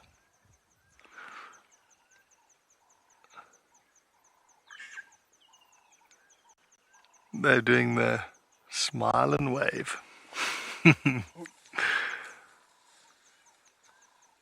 They look like they've got like a grumpy, it's like, oh, you've ruined my day at the restaurant, I'm going home.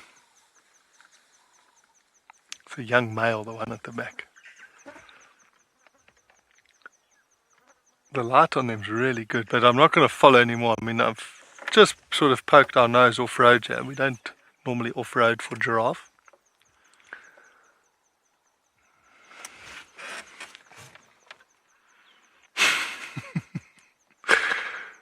Oh, it looks so funny. With its neck twisted like that with the mane and the hair on top of its ossicles. Almost looks like it's put its hoof in a plug socket.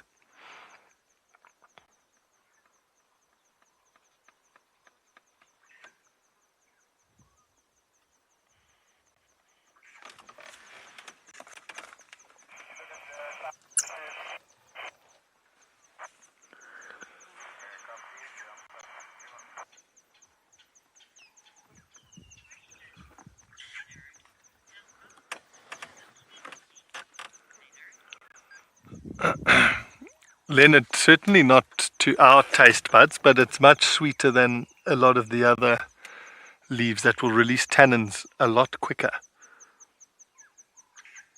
You know, there's the theory, any leaf that's protected by thorns is got good value to eat. That's why the tree protects itself with the thorns.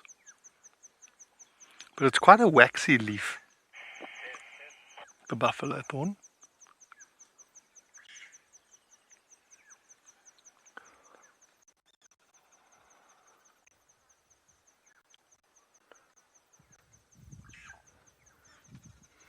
Oh, it's tricky now. She's moving further away. I think I'll go back. Okay. Let me turn us around. We might see the other ones that are still coming to cross. Just watch your back there, BK.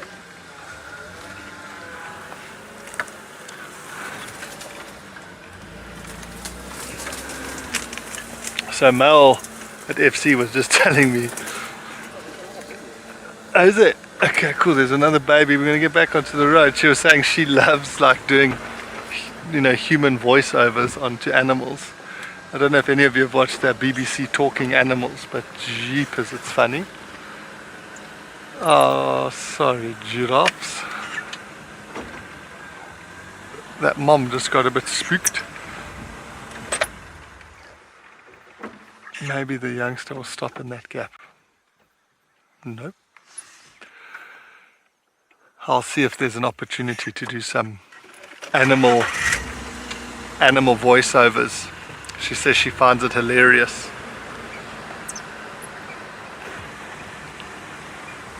Oh, there we go.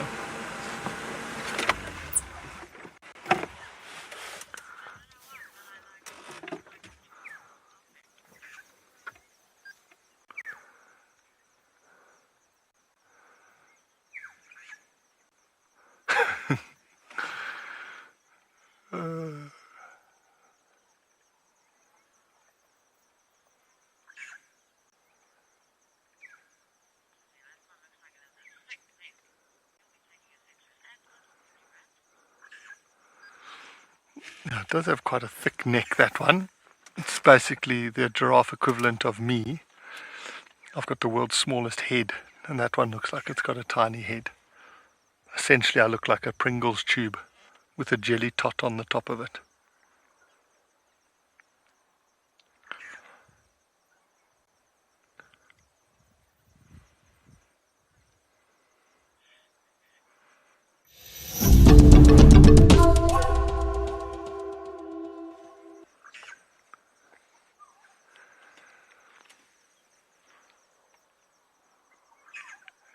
We're just having a stare down with this giraffe.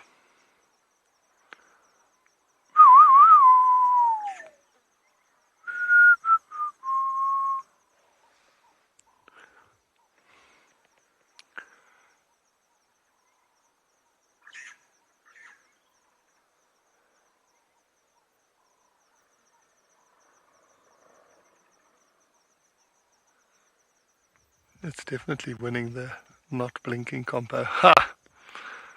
I beat you.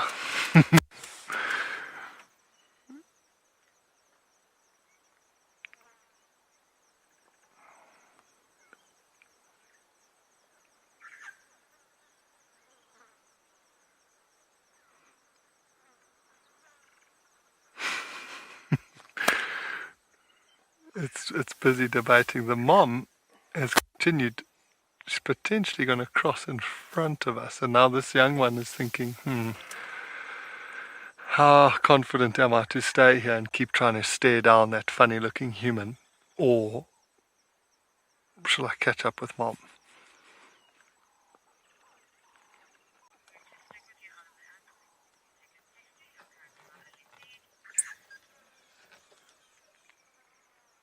I'm going to move forward while that one's walking, so we can hopefully get a view of both of them together, if that one continues.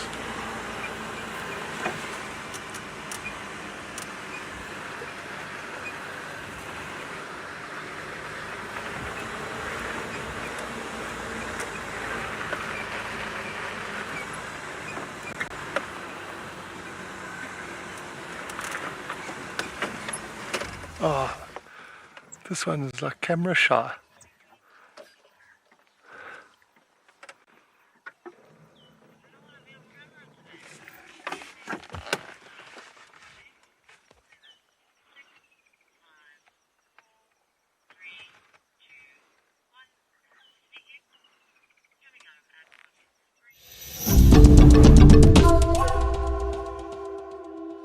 So we're just busy trying to work this second giraffe, female giraffe and youngster, but she's a bit more camera shy.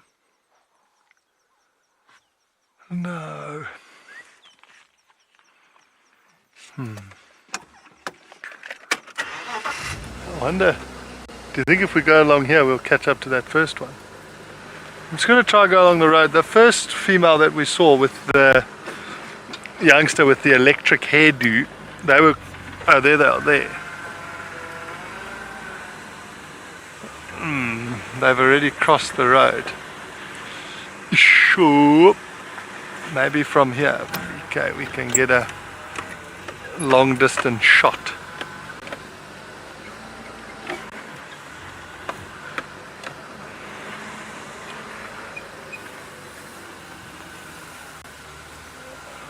Let's just poke out a little rusty in this gap here.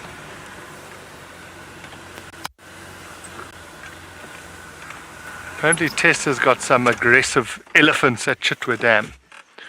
You're going to head over there and see what's catching. It's got a cool like white stripe on the neck, at the top. I don't know where Jonty keeps finding giraffes, but I'm very impressed that he is. So 2 young elephant bulls have just arrived at Chitwa Dam. They've been having a bit of a play fight. Look at that swagger from the bigger bull. They're having some playtime today. They haven't had a drink yet. You can see it looks like it's just about to start. And I'm hoping we might even get them swimming. But this is a clear dominance display from the bigger bull. Turn off that radio. Oh, yes. Please go in. They're currently being followed by a swarm of flies, as well as what looks like termite alates, which is a bit weird. I've never seen that before.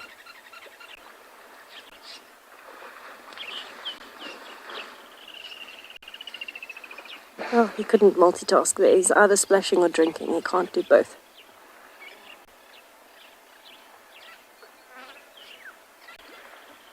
I imagine the excitement. There's a big elephant coming down to a massive watering hole. Just the thought of it makes you energetic. The hippos are reacting to the splashing. Oh, we might get him swimming.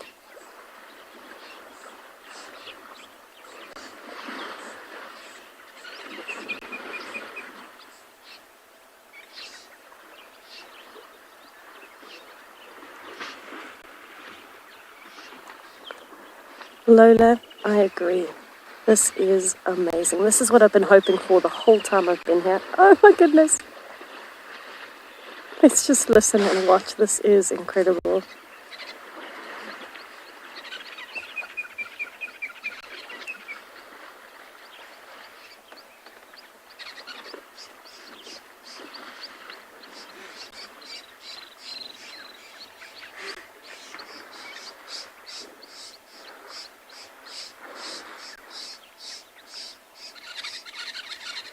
They're having a who can hold your breath longer challenge.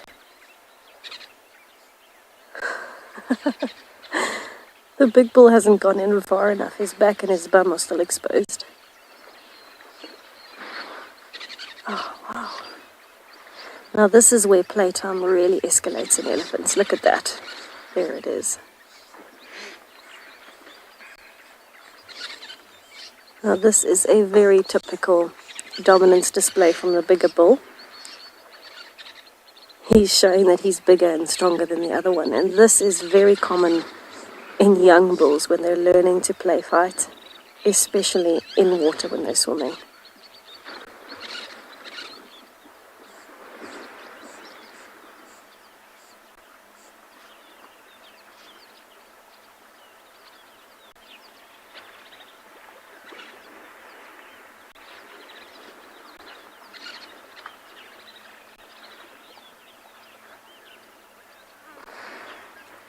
Bryony, yes, they actually could be brothers.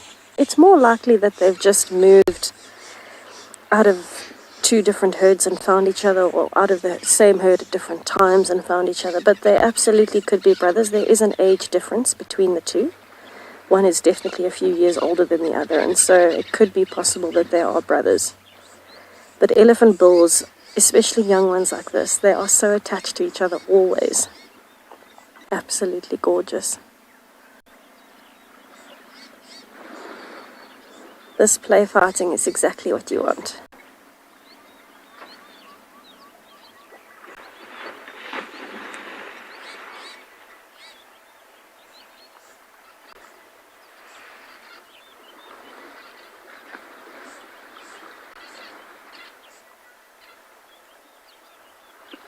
Mindy, I 300% could not have said that better. Nothing says pure joy like elephants swimming and play fighting in the water. Look at this. It's like they've had an energy boost like they haven't had in days.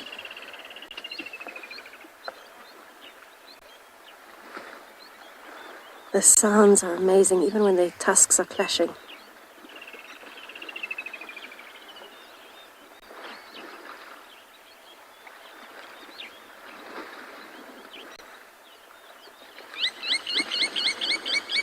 Imagine that relief that they must feel coming into the water with such big bodies. Getting so hot on a day like today, it just makes you want to join them. Looks as though he's holding the other one under.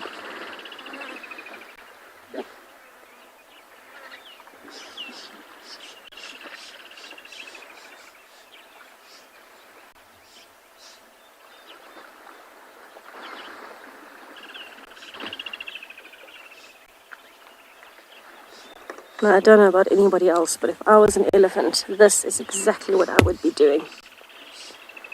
I'd be in the water as much as possible on a hot day like today.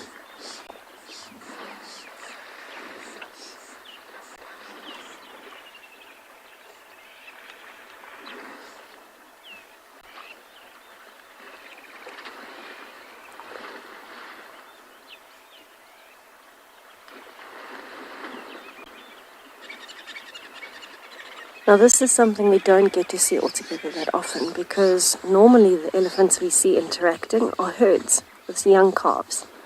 And yes, we do occasionally see them swimming, but they don't stay in the water for extended periods of time playing. Only the slightly older calves would do that, and especially like this young bulls. And that's because it's not safe with the big herd and tiny babies. They want to move and keep the little ones safe.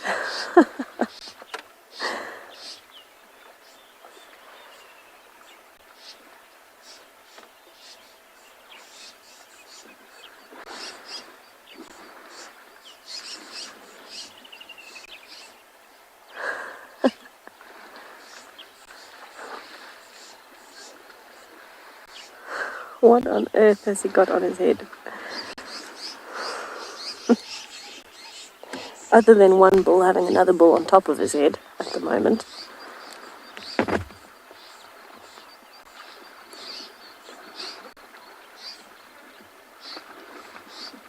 I can see a lot of hair on their head still.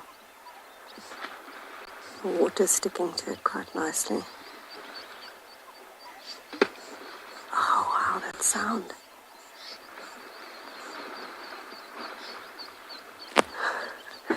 Heidi, it's amazing to see elephants snorkeling around. It's always reminded me, I never knew elephants actually did this. I remember watching Tarzan when I was younger, the animation, and seeing those elephants swimming and using their trunks as snorkels, and I thought, oh, that's cool, but I didn't realize they actually enjoyed the water so much until I got older and started seeing them in the water.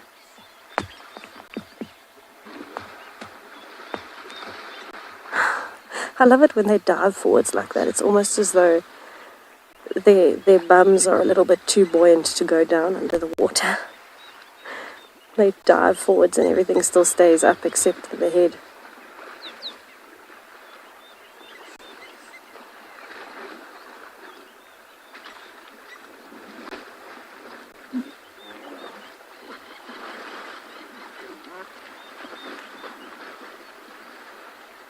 Now, this is often when a young elephant bull is at its most playful in behavior. And it's a combination of things. It's a combination of the nice, cool, refreshing water over the body, as well as an energy boost and feeling lighter in the water, so the impact is less. Rock Candy Susie, we're having a proper show from these elephants this afternoon. Absolutely gorgeous. I could spend the whole afternoon here with them, to be honest.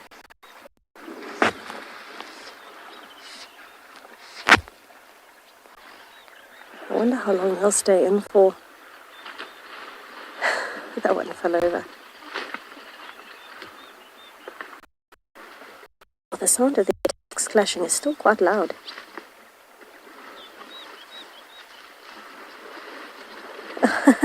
He's got some of the weeds stuck on his tusk there.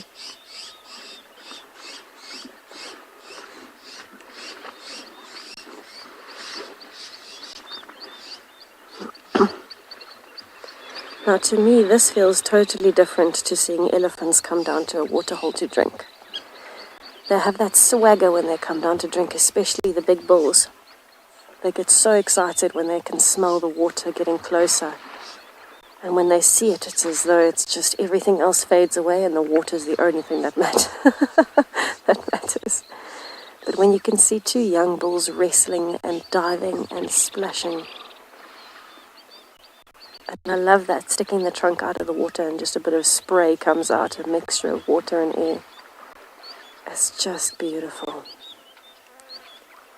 Amazing opportunity for photography. Oh, that one's being cheeky. He's just sticking his rump into the other bull's face.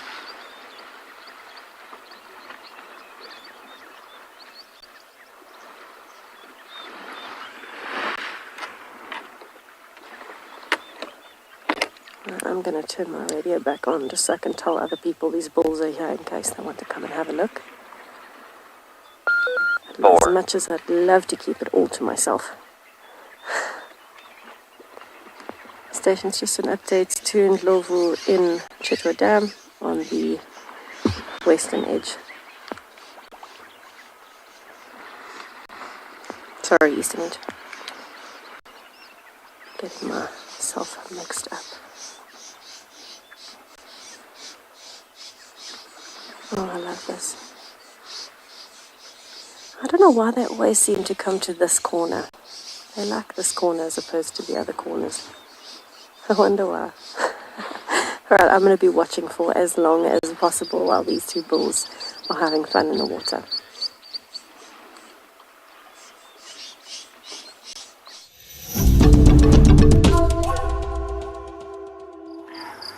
Welcome back to Eco Training Bridlands. We're just going to share some of the animals with you that's come in for a drink at Ndlovu Dam. As the temperatures started to drop slightly now, more and more animals started making their way over here.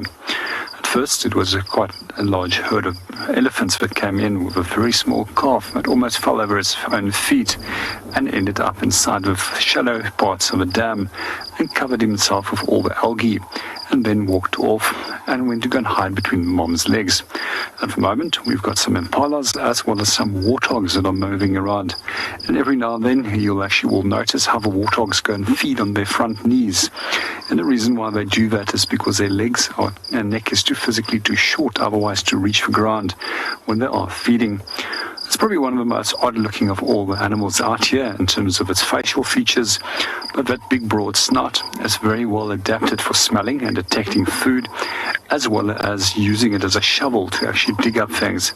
Quite often what they do feed on is roots. For those of you that are conservation managers, this is probably one of the most valuable animals to use as an assessment tool when it comes to assessing the veld conditions. And as they are one of the first animals generally to start losing body condition as we go into the winter months. And on small properties where you have to sometimes supplement with feeding, that is one of the first animals that they would use to actually assess if they would be doing so. There's a few things that I do really like about warthogs, and that's that funny facial features in terms of warts. And with the males, you'll actually notice on closer inspection that they actually might have two sets of warts, which a larger occurs actually in front of the eyes, and those are there to protect the eyes from tusks when the males are fighting. And the only reason why they fight is for access to females. There's another pig species which we do get in South Africa, and that's known as a bush pig. However, they tend to choose forested areas as well thicker riverine areas. That's probably one of the most beautiful pigs which we do have on the African continent. And especially the young, that's one of the favorite animals that I can find out in the bush. And occasionally I am lucky to actually do find them.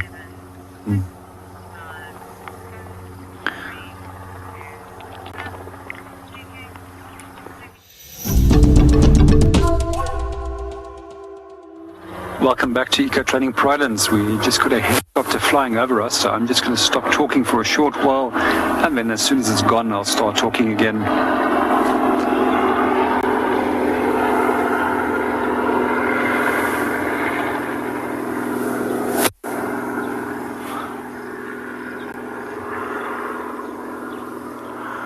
We've got quite a few helicopters that are moving around in this area, and they specifically do patrols as well as a number of other conservation-related tasks.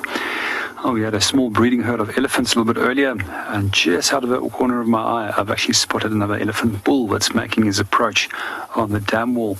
I hope that he's going to come down and come and have a drink as well. It was quite comical to see the breeding herd a little bit earlier. So there was a small little calf in that group which actually tripped over its own feet and got itself full of a green algae on the bottom of a dam. There was also a younger elephant bull a little bit earlier that wanted to chase for impalas.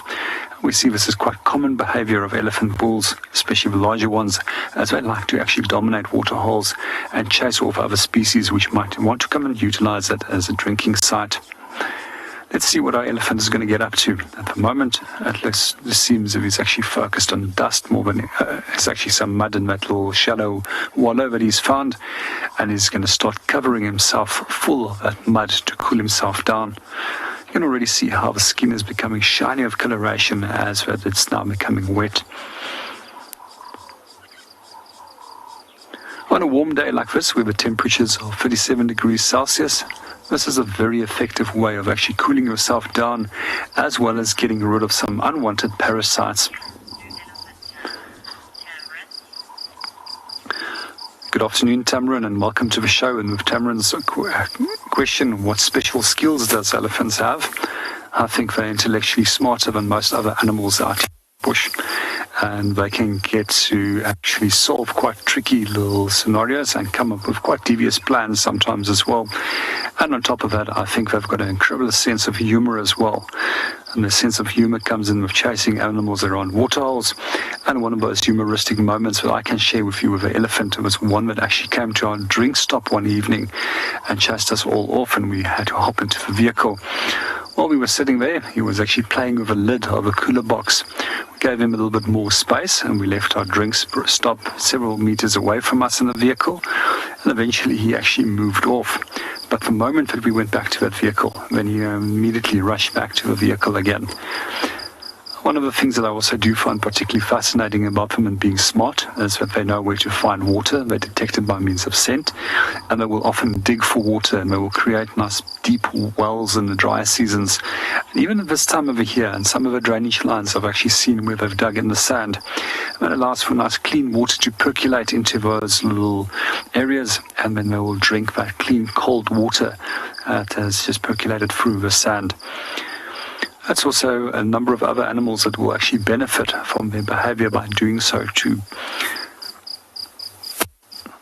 Now it's stopped wallowing, and now it seems mud bathing. Now he's just gone straight towards the water. And most likely what he's going to start doing is cleaning the water, move his trunk a few times on the surface, and then start drinking.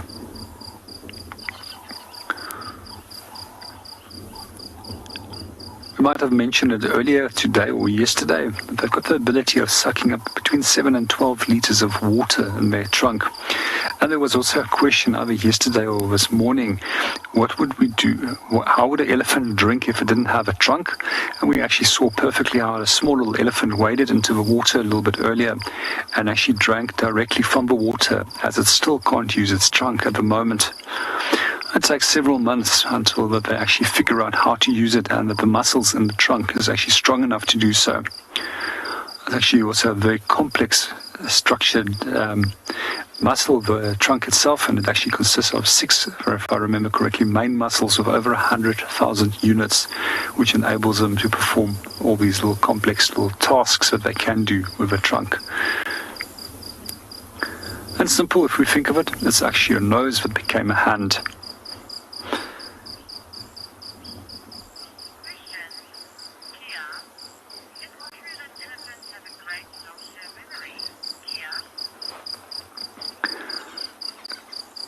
Good afternoon, Kia, and welcome to the show. I definitely do believe so, because they learn through a lifetime of experiences. They're long-lived animals, and they also share knowledge between one another. And we'll find that females will share the knowledge with their daughters, and then they will in return do so with their own daughters.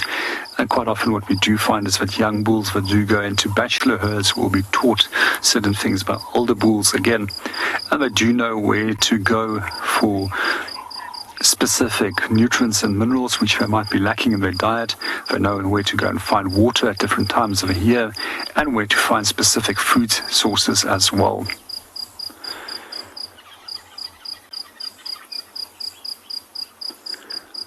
It seems that the elephant is now slowly moving off, and what he's very likely doing is actually following the breeding herd which was in the area some 15-20 minutes ago. And they'll detect the females by means of scent, and he's walking precisely in the same direction as if they were. I've noticed this quite often lately, that there was a lot of bulls that are on must, which is for first-time viewers. So that's when a male is in a reproductive condition, and they're quite cranky because their testosterone levels being pushed up all the way to 6 times that of the norm, and they're looking for females. They'll hang around these dams, wait for the females to come in, and then just simply follow the breeding herds from there on, looking for females which they can potentially mate with.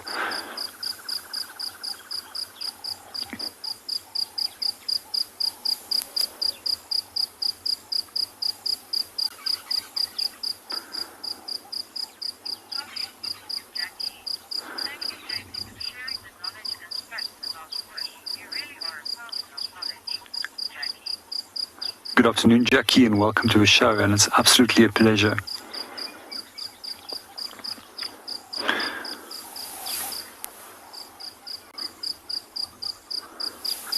But at the same time, I also would like to say thank you for all the cameramen that works with us.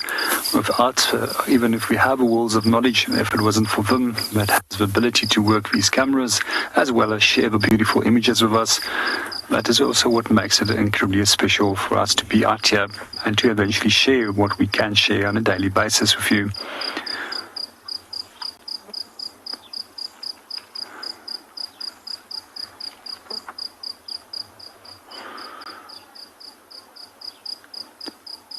It's amazing. It's now gone from super busy, where we had a breeding herd of elephant, an elephant bull, several impalas and warthogs, becoming very, very quiet.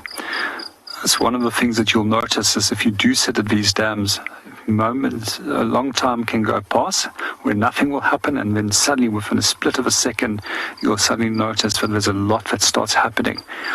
And it's always one of the things that one has to learn when it comes to nature is be patient, because patience always is rewarded on the end of the day. Sometimes, on the other hand, you go home unlucky, and then there's those days where you just make up for it and tenfold.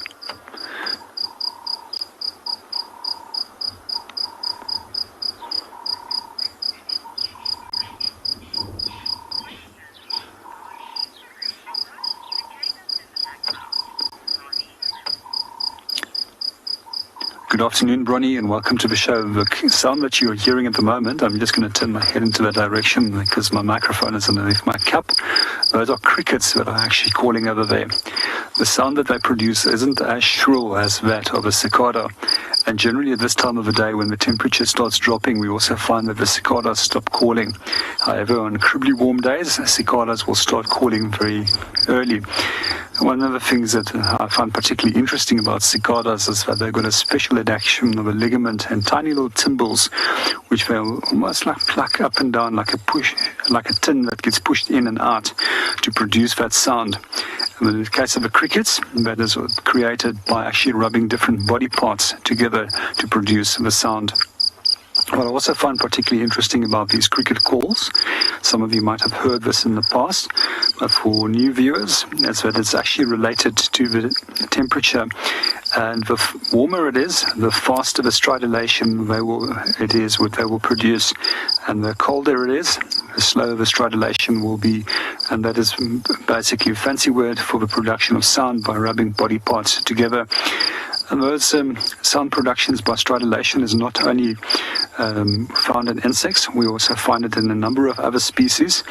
And even scorpions will actually stridulate by actually rubbing their sting on top of their upper part of their body to produce a sound as well. Well, we're going to sit around here for a little bit longer and see what happens. And meanwhile, let's go and see what the rest of the team is up to.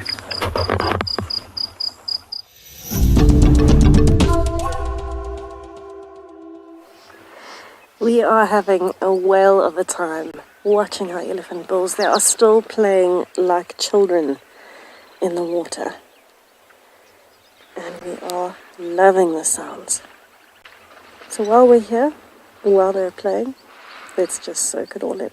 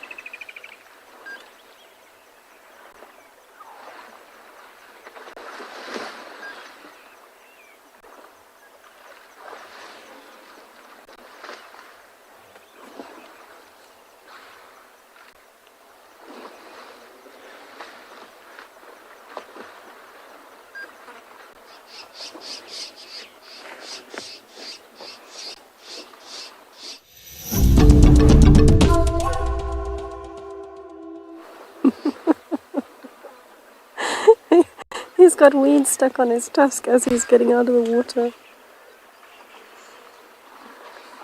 Well, these two bulls are having the best time.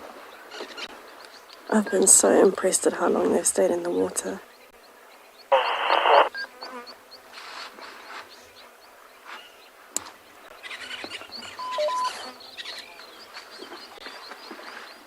Well, that's a bit unfair. You're on higher ground. Look at that water just dripping off the bottom.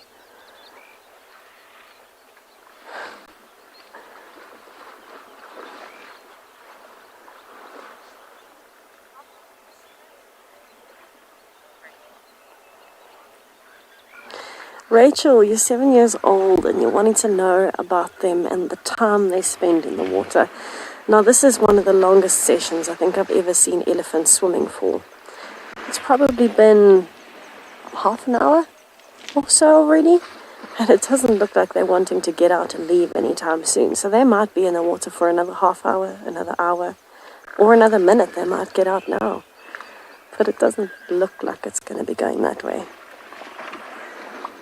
So it really just depends on the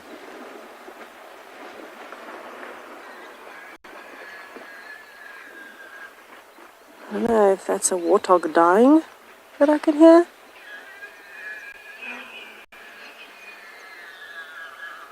That is definitely a warthog dying that I can hear in the background. And I know that Lunga and Shasha were around this morning. It sounds like it might be coming from the camp though. I think we're going to head around to the other side. We can come back and check on our elephants just now. But we definitely want to go and have a look at what is happening there. There is something going on. It sounds like a serious death follow. Goodness gracious.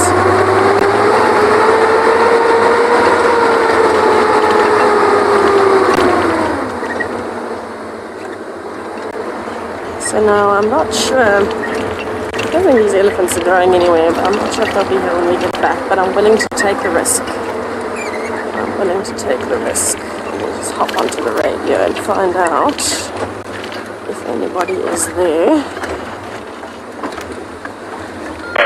4. Any stations close to Chitwa Dam? I also just got to get channel. Minute off myself and my safari. Very close to the mountain. Yeah, to the dam guy. Yeah, we've got what sounds like possibly a warthog being killed. We've got audio of that coming from just behind the camp. I'm heading around to check. Cool, can I join you? Evan? Cleaning. Just on the east trip, but check this out. Yeah, FM, I'm coming from the dam wall. Alright, so there is another vehicle that's going to come and look as well. No problem, come. So let us see what we can find.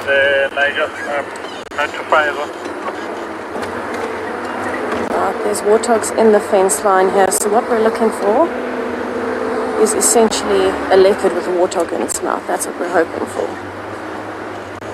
Now they're in the fence section. That makes it quite tough.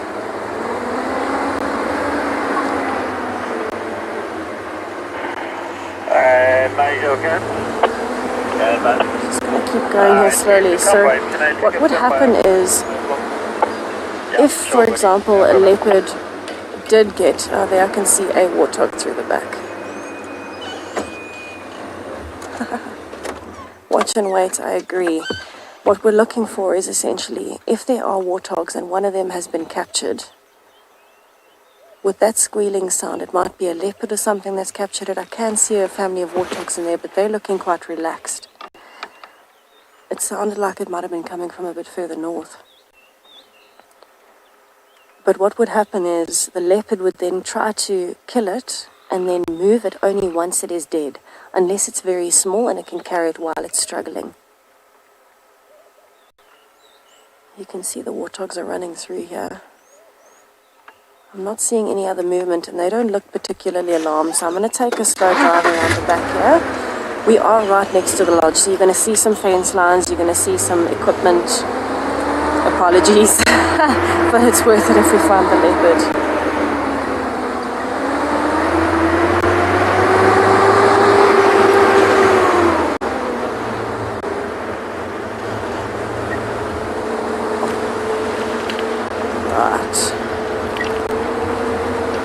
It's definitely, there's only one reason a warthog would be making that call, everybody. Got some elephants there. He's listening on that side. It sounded like it was coming more from possibly the bottom of the airstrip.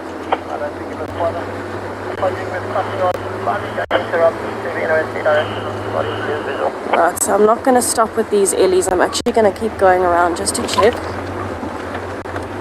There's a tiny calf there, so it's worthwhile noting for later, all the ellies around.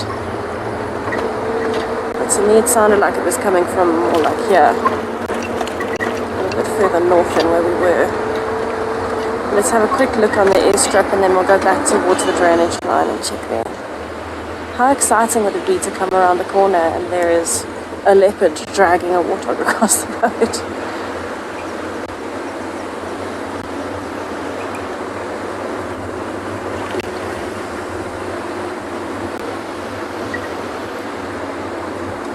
Rock Candy CZ agreed. 200% the circle of life is not always fair, but it is the way to survive out here. And I can see some impalas down there. I just want to switch off here and listen again. We're at the bottom of the airstrip at the moment, or the top, whichever way you want to look at it. I want to have a listen, but that definitely sounded like a warthog being killed. There was no two ways about that. No, I didn't think it was as far up as the drainage line. It's somewhere in the camp. And I can't exactly take you on a bumble into the camp. Let's go and have a look.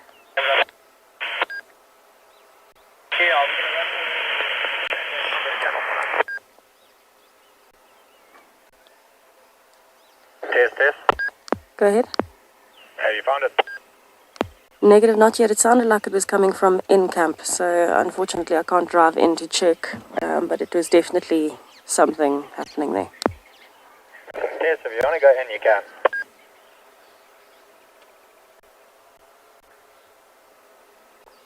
Copied.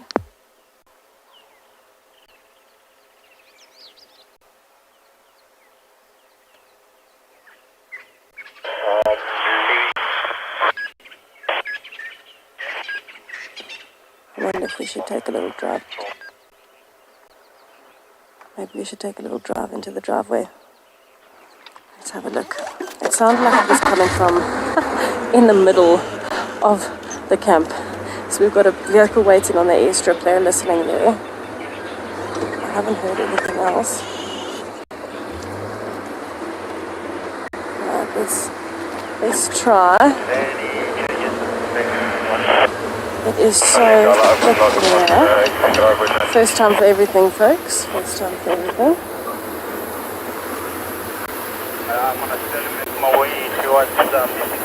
Oh, this is beautiful.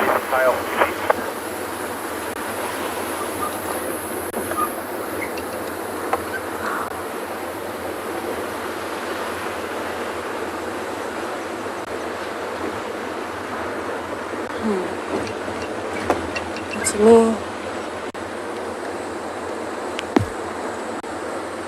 it sounded like it was coming from right here in the middle of camp, and there are so many tall trees, so it could be around here. Let's hope I don't get lost in Chitwa.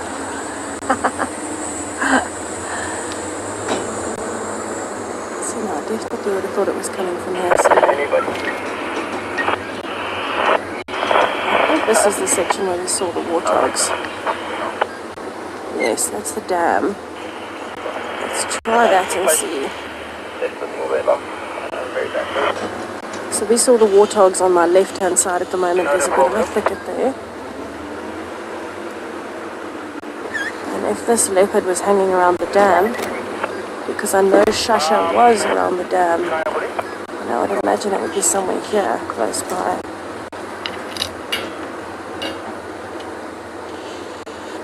Oh, this is beautiful.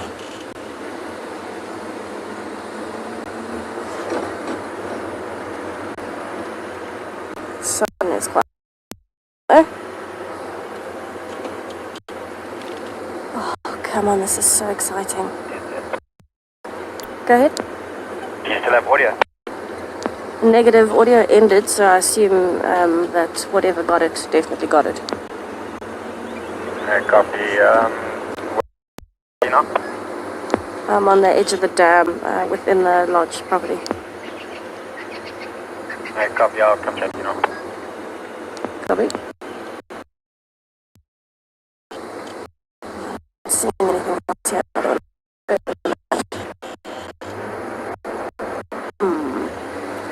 It's so thick in here, you'll probably find that it's Shasha has caught a warthog and is just up a tree somewhere in the camp.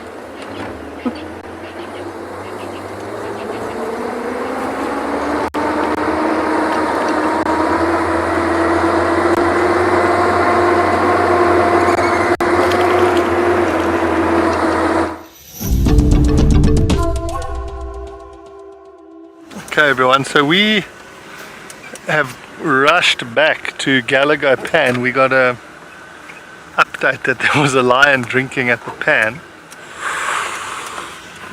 and then that's where the information has stopped. So we found out subsequently it was one of the staff members from the lodge who spotted the lion, but we don't have any info as where it came from, where it's gone, and we're just driving around trying to find a track to let us know.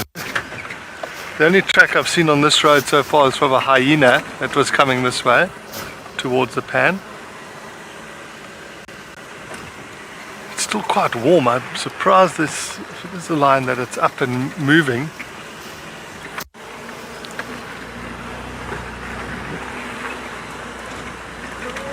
So we're just looking very carefully, going super slow because it may have just gone to drink and then flop down somewhere in the shade, as lions like to do.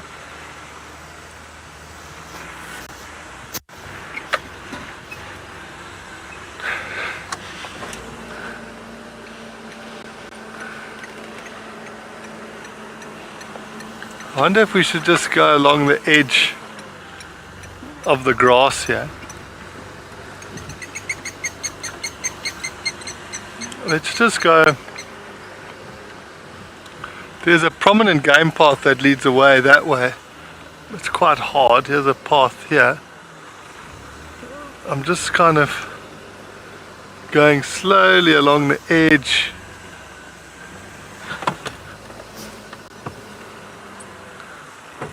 Of the thicker grass here, just staring in. Okay, well this looks like potentially where this lion could have been lying down. Just check here, BK. Am I too close?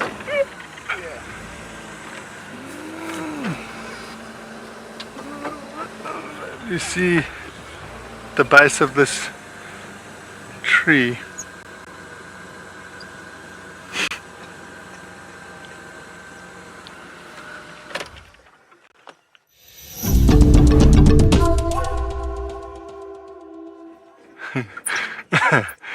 So you can see under this tree here, and so BK and I need a hide. Well, we don't need a hiding. You can't see in here from where we drove, but we did drive past you earlier.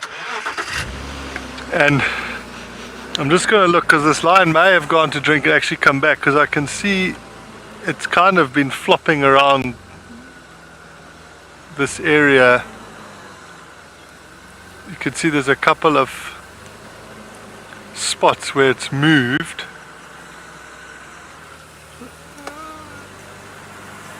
Okay, so now we need to just find this thing's tracks. So it looks like it was lying here most of the day.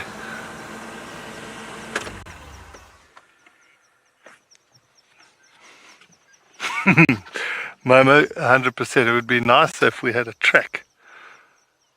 But it's quite eerie, to think this thing's been lying here the whole day. Sneaky puff adder. So he would have gone to drink and then he's gone. Where would he have gone? Our options are to go back on this little link and drive around to WildEarth access to see if he's come out there.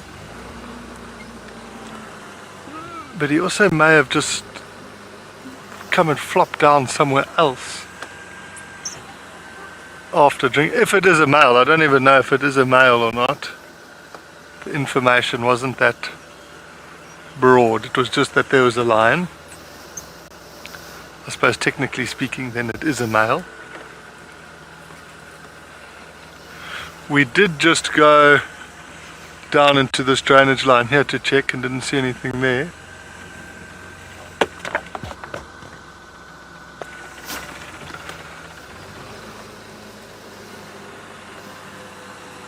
Is this drivable, BK, this? Huh?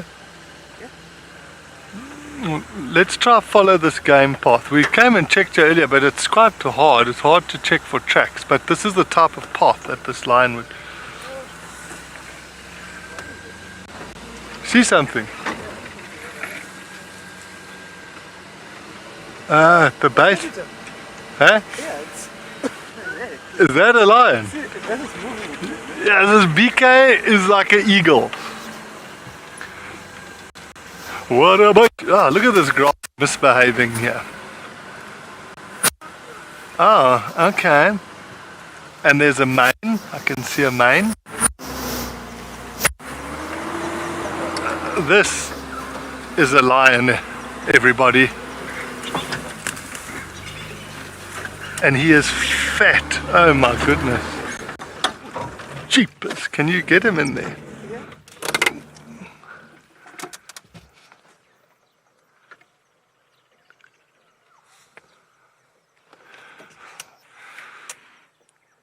That is a big lion.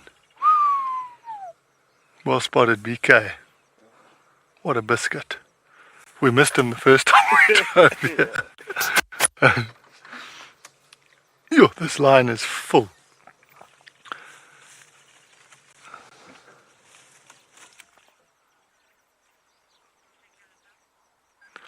Check your lapel. Let me just pull it out of my pocket. I think it's fine.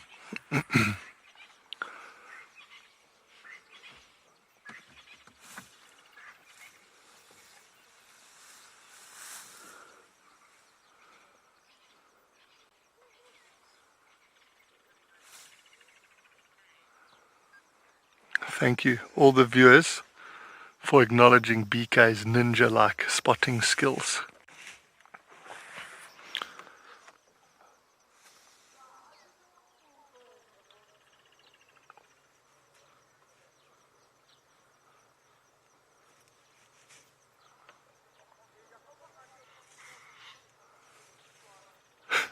Look at his teeth and his lip.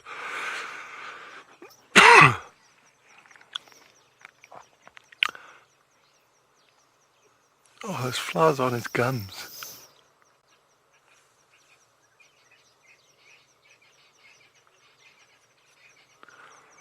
I'd love to know what this lion is eaten.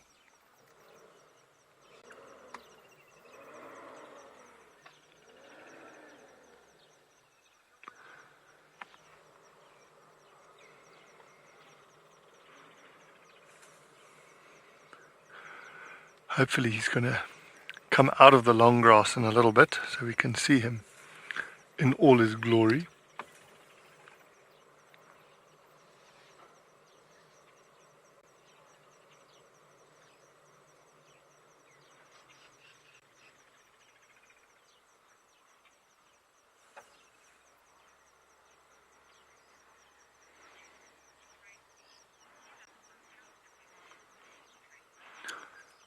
Definitely, Tracy. It looks like he's struggling to get comfy, hey? The flies are bothering him.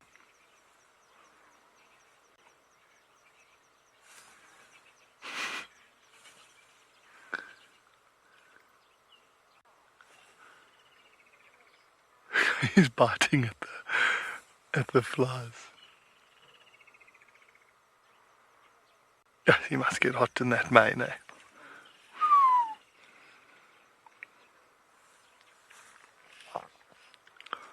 So what I'd like to know is where this line came from.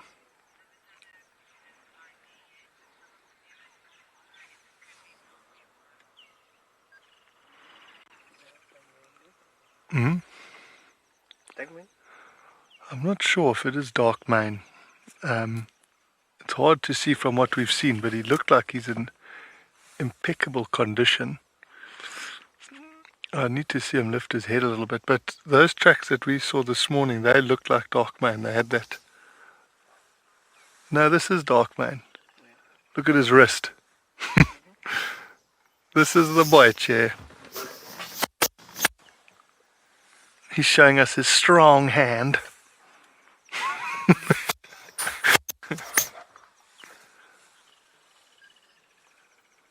Dark mane, my boy. I'm so stoked to see him. But he must have done a loop, because the tracks we followed this morning, they definitely looked like his because of his injury, his paw kicks out at a funny angle when he puts it down.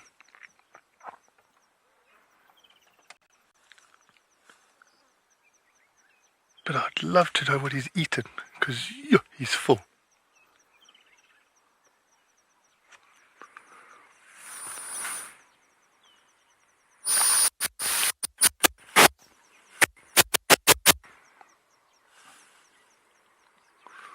What's awesome that is if he starts roaring tonight, it's so close to camp.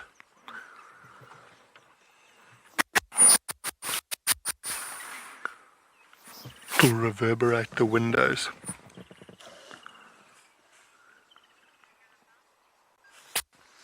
Checking the lapel. Is it still? So sorry if we're having issues with my microphone. Should be good.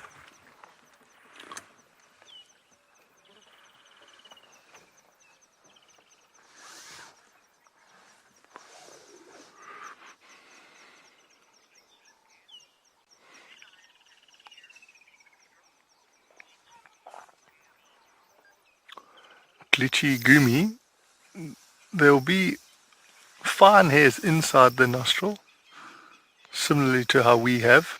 You know, that catches dust. It helps filter the air going into their nostrils.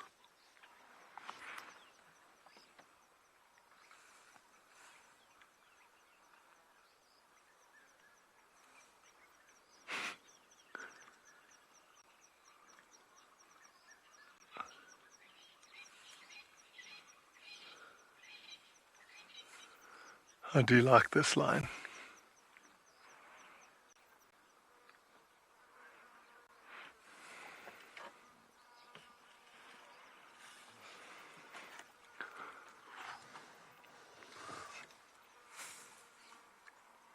I must say, we're not in the most comfortable viewing position. We're on the side of a very steep termite mound so that we can look down onto him.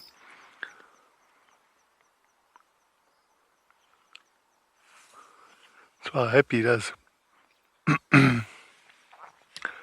move out of the long grass.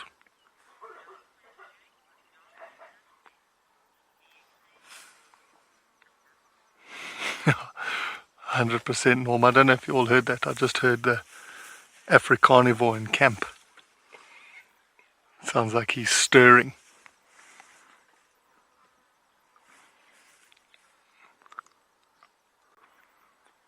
Sounds like a fly flew into his throat.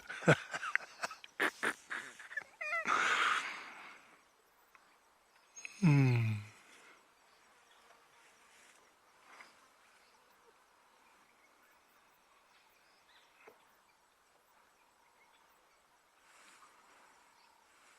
can actually see the grass moving from the air coming out of his nostrils. See that little one in front?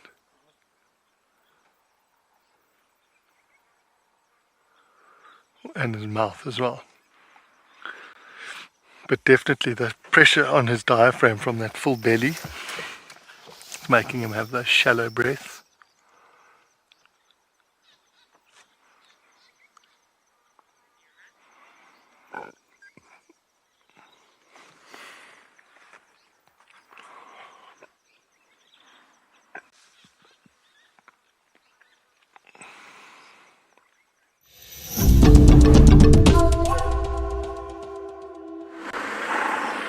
Alright, we're back on the dam wall. We have not accepted defeat. I refuse. But you can see our elephant bulls are still in the distance. They were in the water right until the time that we got back. And now they're moving off to find some marilla fruits in the clearings. In the dam though, we've got quite a few different animals around. And we are trying to figure out...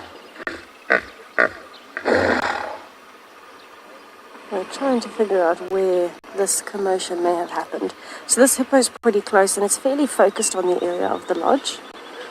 There are some elephants coming along, so we might get some ellies moving towards the dam, a breeding herd.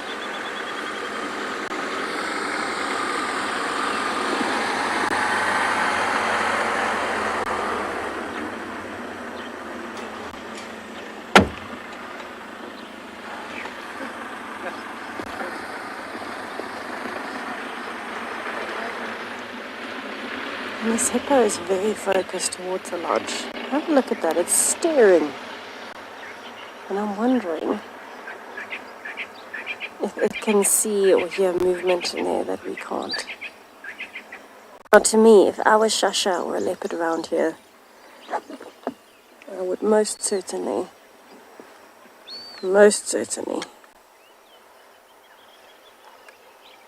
be in that lodge area, in the thickets, with the protection of the fence and the accommodation.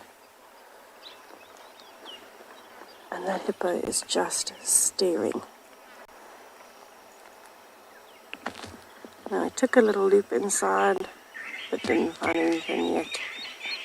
There's a tracker that has been walking around in there as well, to try and figure it out. Maybe we'll get lucky.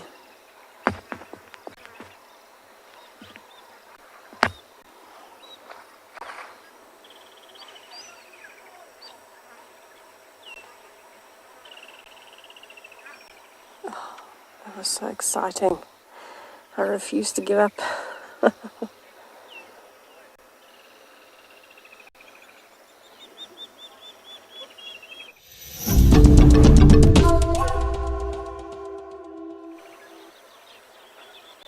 So while we're sitting watching this hippo, the hippo is watching the bank. We're on the dam wall and I'm watching the area next to the lodge where we saw the warthogs and where the hippo is staring towards and where the sound sounded like it was coming from. Now, 2 elephant bulls were still here when we got here. They've just moved up into the clearing to have some marula fruit, so they're quite far off in the distance.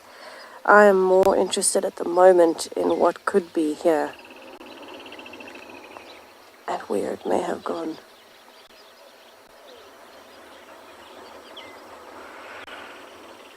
Quite a bit of noise happening here around the dam.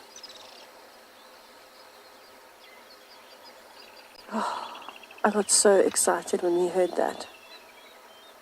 And then to see the warthogs as well, as we were driving around the edge of the camp to see a family of warthogs come out. I'm just wondering where on earth that commotion was coming from.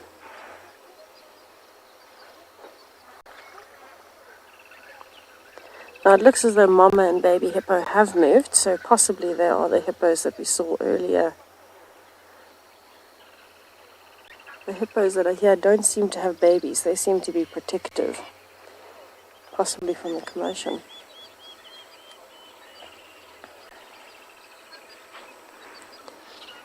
Michelle, you're 11 years old and you want to know how much hippos eat and if they eat a lot. You would think they do. They're absolutely massive compared to the size of an elephant, just a little bit smaller than an elephant and about the same size as a rhino.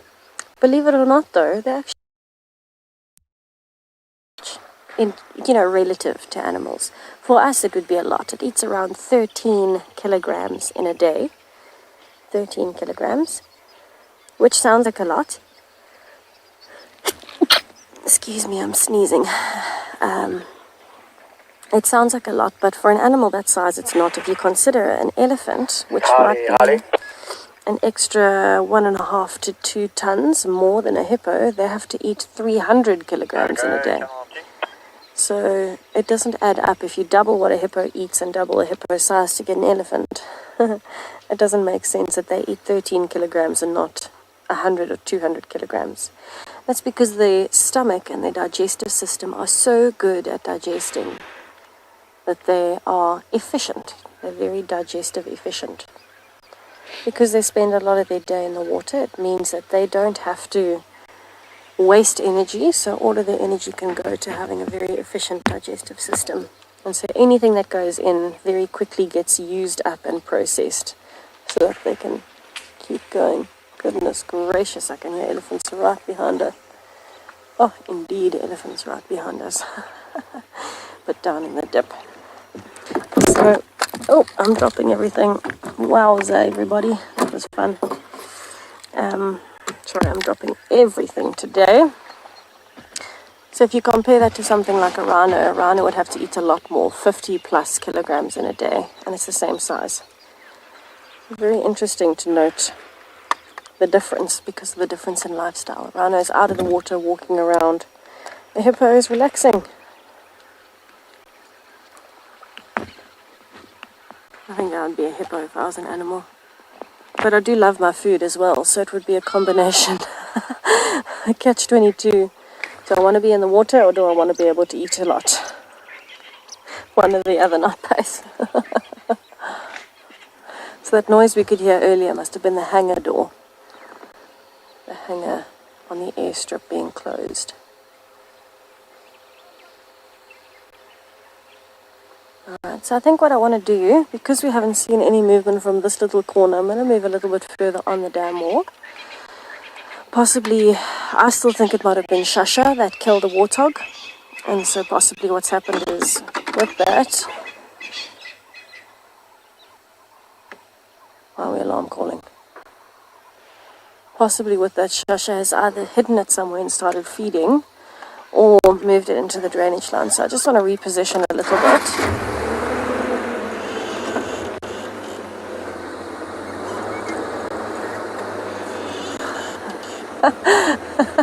Rosemary, a skinny hippo is an unattractive hippo. That is quite sweet, actually.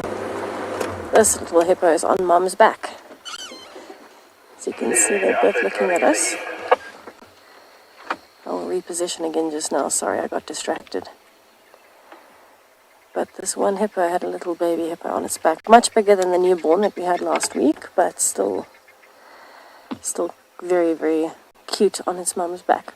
But yes, going back to Rosemary's comment, a skinny hippo is an ugly hippo. Yes, I agree. I think any skinny animal out here is not attractive. You start worrying about its condition. But I am a firm believer in the same for myself. I prefer curves.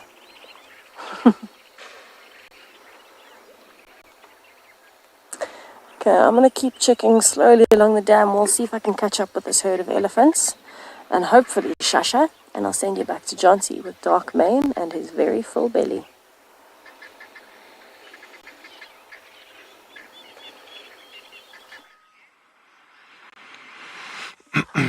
Thanks, Tess. We're still here with a very full dark mane lion. He's been providing us with a bit of entertainment. He's sort of flopping over the whole time and snapping at flies that are bothering him. He did sit up to groom himself, and his stomach is so full that as he sat up, he did like a 15-second fart, which was very, very comical.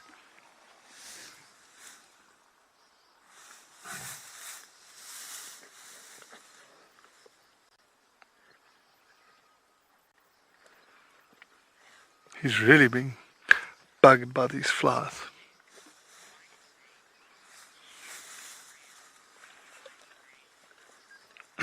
Yeah, white man, this is a... Oh. So as he lifted his leg there, he just farted again. I'm hoping he's going to stand up. It looks like he may just do that. We've also got the backdrop of Marcel coughing. I think he needs to go to the doctor, the hospital.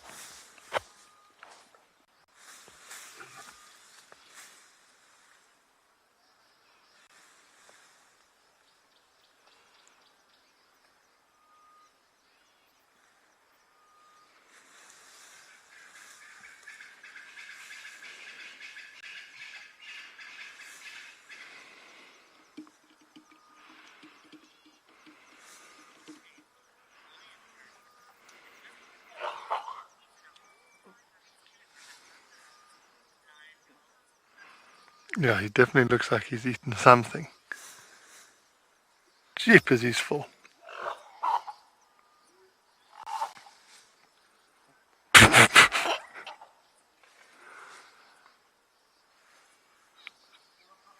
So, I don't know if the microphone's picking that up, but Marcel doesn't sound like he's doing too good.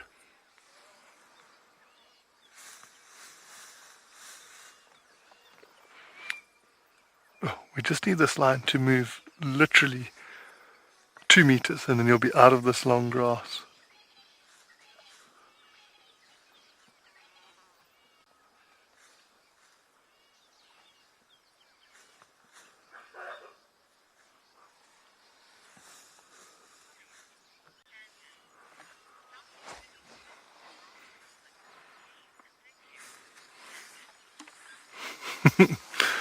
Sure thing, Camden. I'll just send you my bank details before I do that.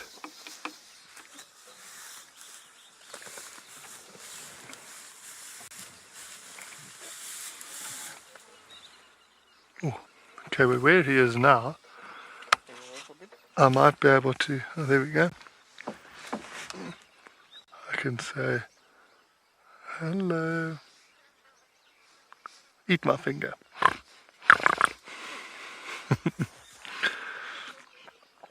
Jeez, I'm looking at that wound on his head.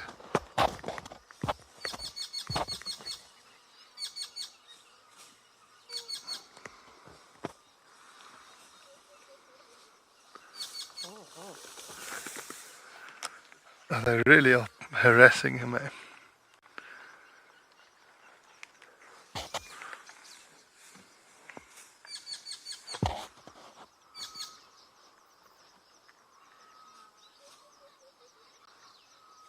It looks like a proper hole in his head.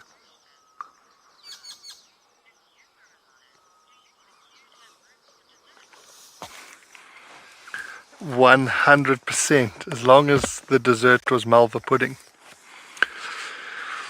But don't you know that pudding is a separate stomach?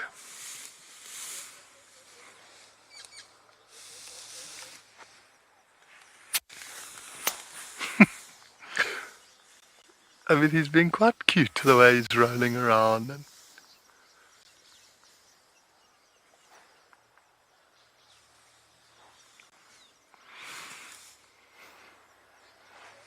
so we might have a vehicle joining us. No one's chatted to me on the radio.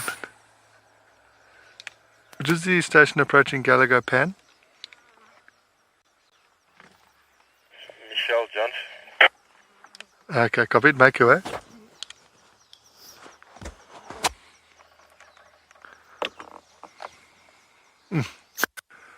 But now, BK, maybe if I go down there, he's actually gone in a better spot. Let me just try a reposition. Because he's moved now. He's actually a little bit... Okay.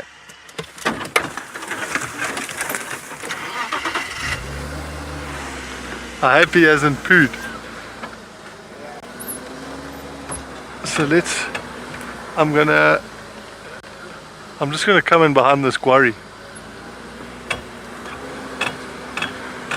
Then we should have no grass blocking him if he lifts his head.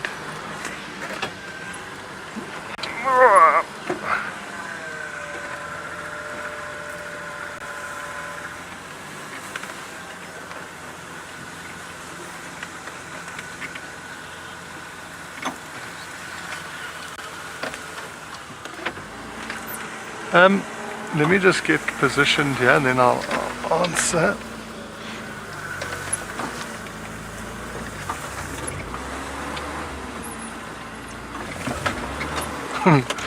I'm just gonna sit here for now. There's a log in front of us. You'll see they get like really attracted to the rolling buffalo dung. They love buffalo dung, often rhino dung. I think that sort of works like catnip for them. But I do believe if you had to put catnip down, not all lions, similar to domestic cats, not all of them would go mad for it. But some certainly would.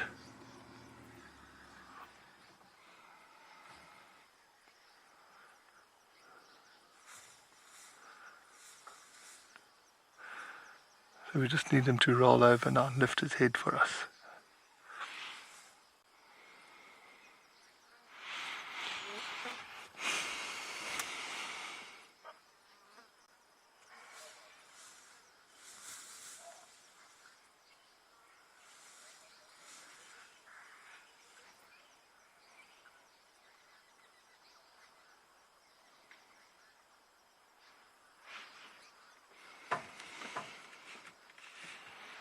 It's quite cool knowing that camp is literally like the room I sleep in, less than 100 meters from here. You have this big boy hanging out here the whole day and we didn't even know.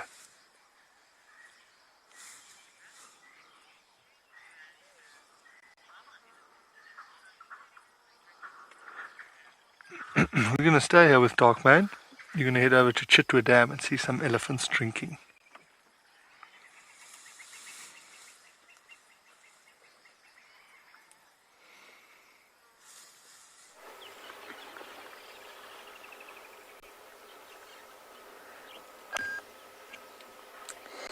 Alright, so we have still been trying to find our, we think, leopard that may have taken down a warthog. But alas, no luck. We have been surprised though by our herd of elephants that we heard behind us. The herd that we heard is now herding on the side of the dam. And you can see the newborn is having a great time. It's been an elephant's kind of day today in the heat.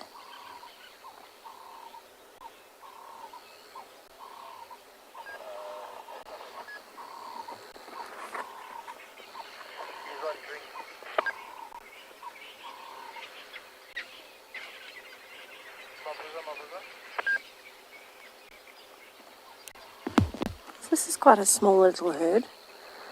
They seem to have been moving through the drainage line before they came down. So this is what I was talking about earlier when I said it's unusual for us to see elephants spending so much time in the water.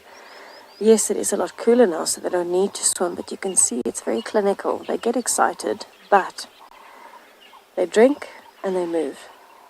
Because there's tiny calves in the herd, that mom was the first mom to move away.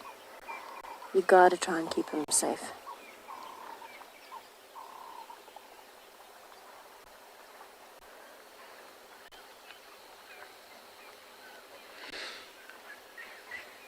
But it's a lovely, tranquil, calming scene after all of the commotion.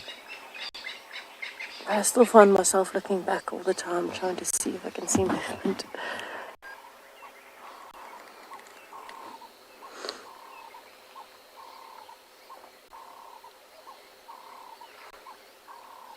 Oh, a little bit of a splash there.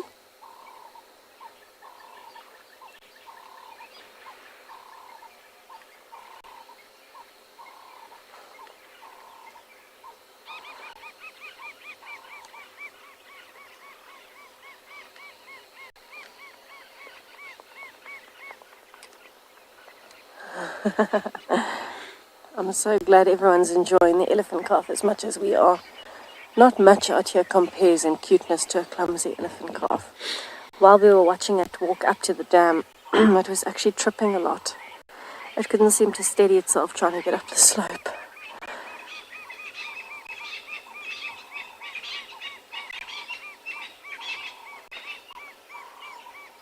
Unreal. So pretty. So while we are watching them, they do look like they're disappearing. The light is fading. I think it's a pretty good time for me, before anything else happens and I forget, let me do the bird call challenge with you while we're watching, because it's such a fantastic... Go ahead. Such a fantastic spot for birding. Yeah, I think Dark Main is flat static at Gallagher Pan. Where? Gallagher Pan. Confirm, get hold of Jonty. How many stations are there? I'm not sure, I'm on Chitra. Any station with Darkwing at Gallagher Pan?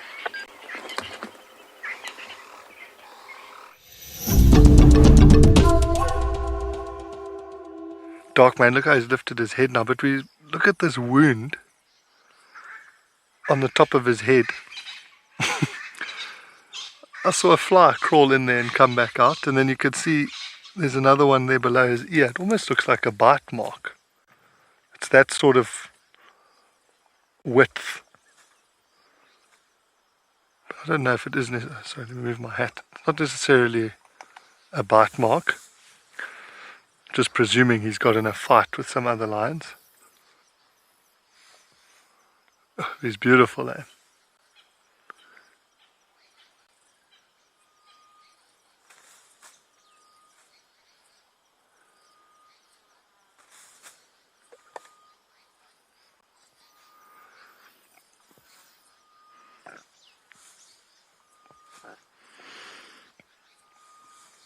The problem is that flies will be going for that. You know, often they go for the moisture of the nose and the mouth and the eyes, but they'll be specifically going for those wounds.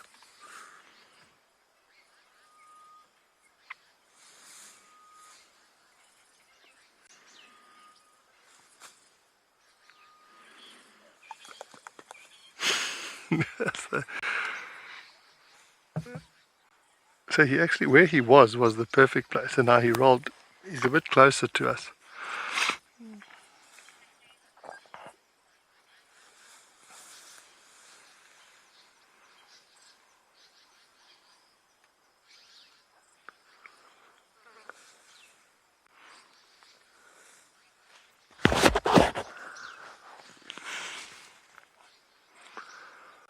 If he doesn't move, I'm actually going to have to reposition so we can see his whole body. The bonnet of the car's in the way now.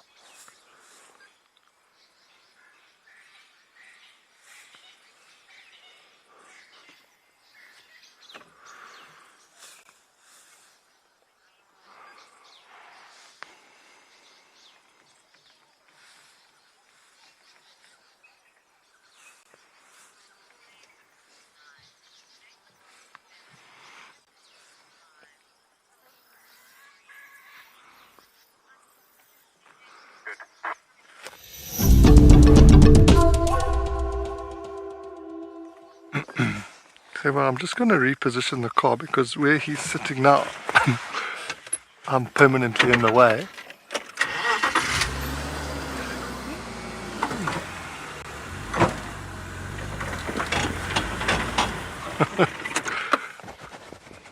I think we're going to look at him from here for a while.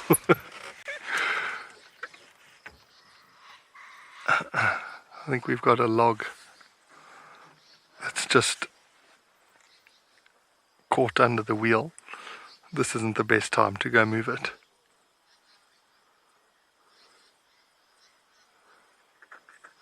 When we're off air, we'll try and maneuver a little bit more. But he's been getting more and more restless. I'm hoping he's going to get up and move. I also know who it is we're talking about.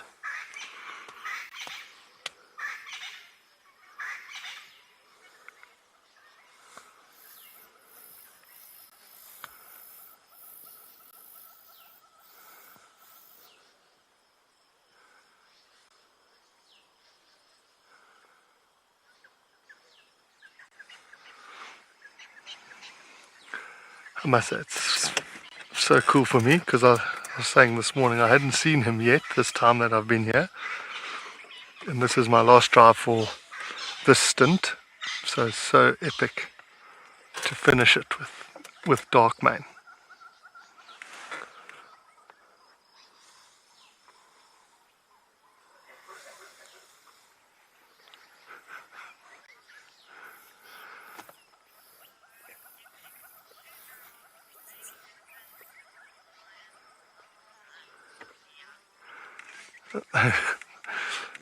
Oh, thanks, Diep, and we even got a fart there from him. I don't know if you heard that. As he went to bite his tail, just had a little.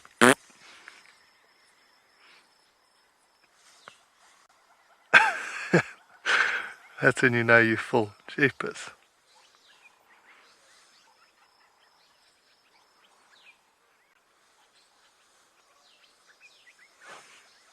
Here we go.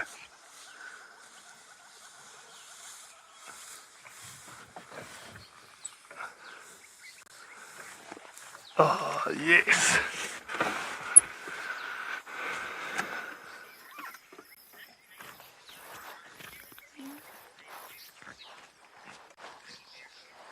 Yeah, like 100%.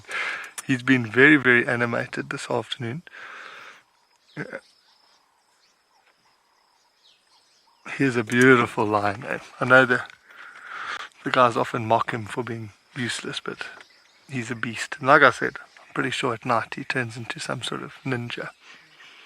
He tries to take down elephants by himself.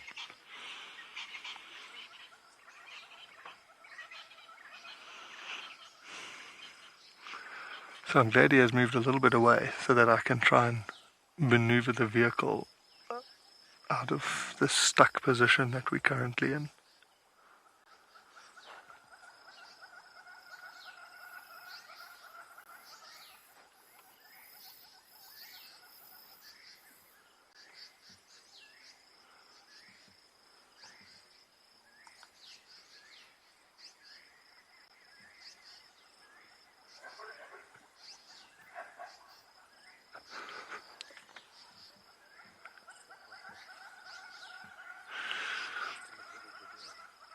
So now that he's flat like that, this might be a good time to see what Tess is up to, so I can try and get unstuck before we put the IR light on.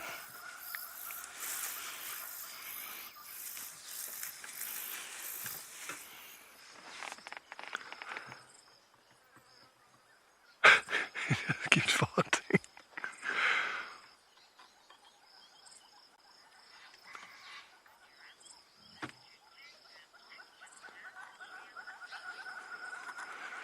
Okay, you're going to go join Tess, who's bumbling about.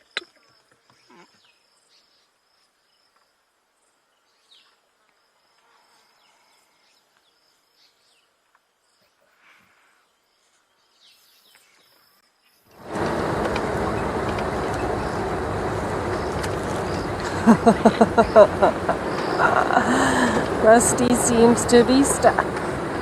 Again. Surprise, surprise. Ah, I'm kidding. Okay, we've left Chitwa Dam. We're back almost at Twin Dams now. Because it's getting darker and it's getting cooler, we had a bit of a catch-22 situation where we thought, alright, do we stay there and hope the Chush is going to come out, or do we come back here and hope that Langa is going to come out, because she was just south of Baboon Pan in the Mulawati, so little Gowrie.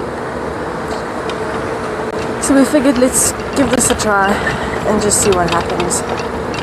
Also, it's almost time for me to do my bird call challenge with you.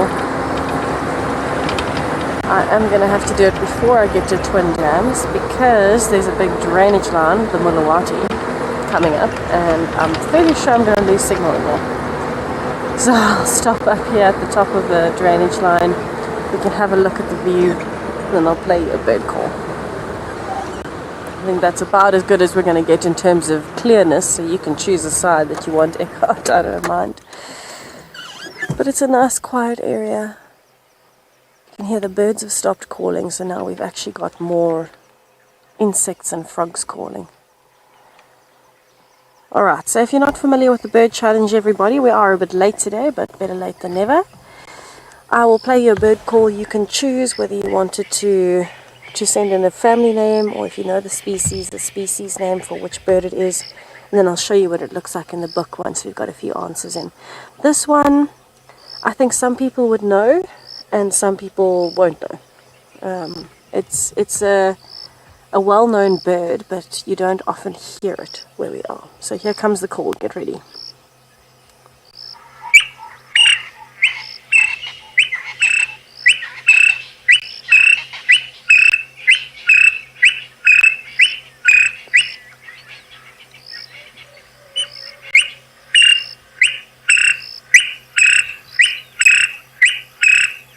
Alright, so it's a very distinct call with two very distinct parts, and it sounds like it's saying a word, but I don't want to give too much away.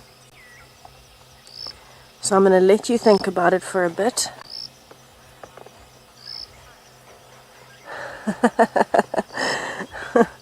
I'm getting told from our head office in Joburg that sounds like a sunbird. Okay, okay, okay.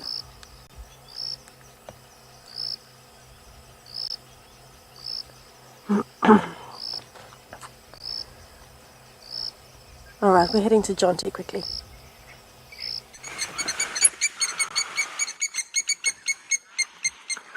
Look how epic. Dark Mane is up. Busy drinking. I'm just not going to talk while he's drinking. Just listen to the sound.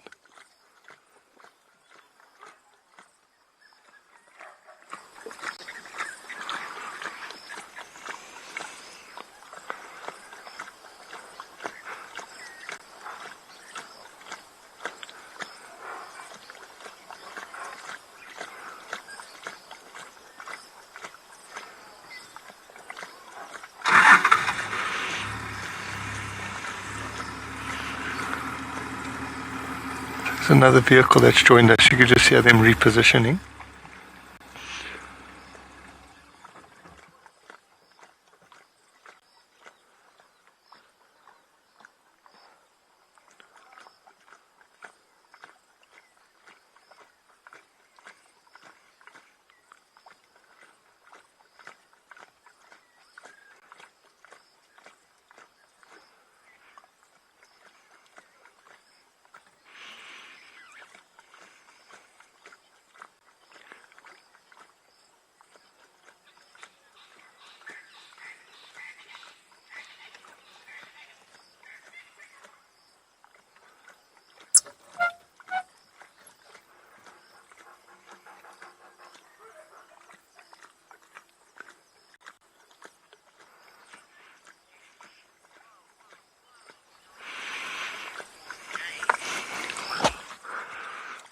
Yeah, you're right, Lucy.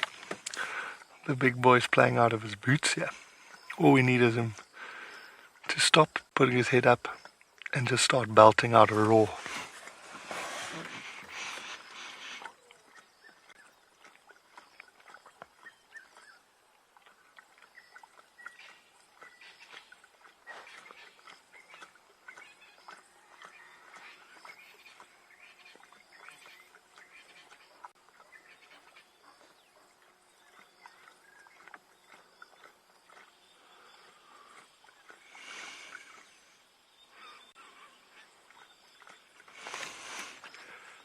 See his tail still flicking at the flies, eh?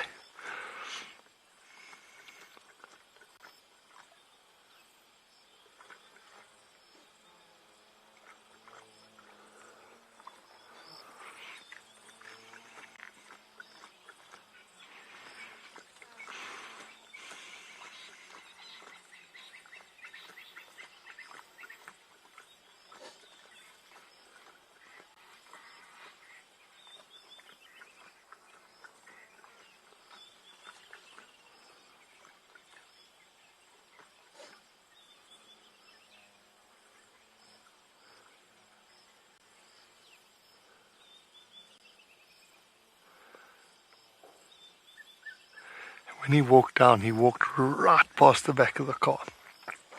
He is a big lion.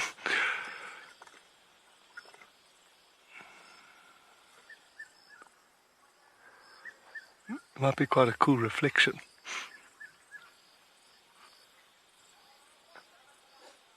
That's cool, eh? Look at his tail, he's really getting plagued by the flies, but you can see he's walking hardly limping at all.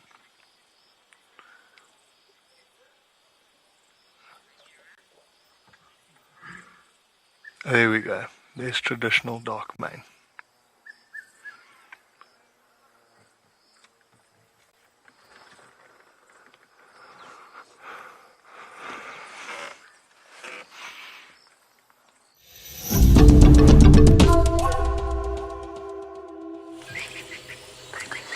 We have just arrived at Twin Dams. So while we're here, we thought let's just take in a little bit of the scenery.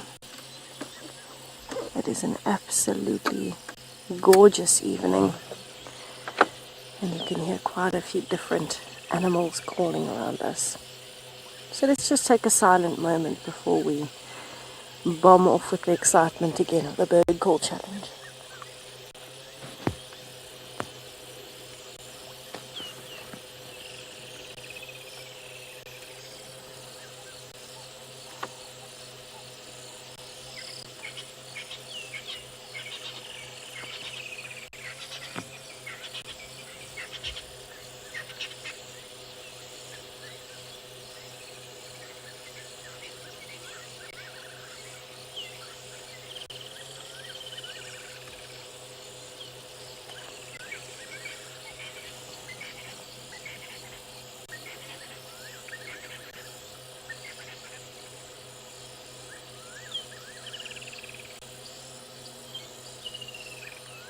Still here, woodland kingfisher in between the fire-neck night charcoals.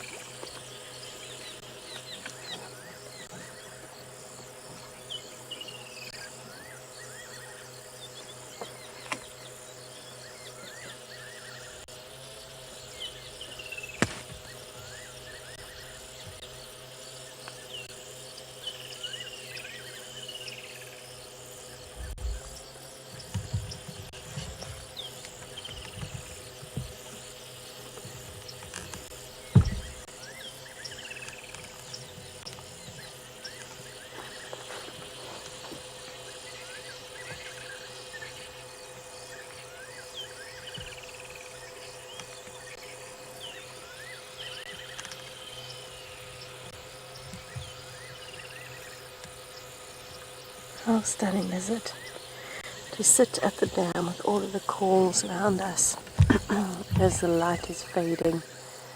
Just a perfect way to kick off the evening.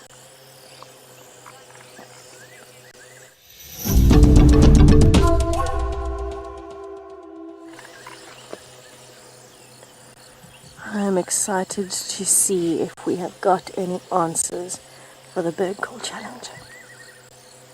I know it's the highlight of everybody's day. It's the only thing anyone's ever waiting for on WildEarth. Oh no, I'm joking. But I'm glad that people have been enjoying it. Janice, you think it's a go-away bird? Okay. That's more of a quack. But I can see why. It's definitely not a go-away bird though. But thank you for trying, Janice. I appreciate the answer.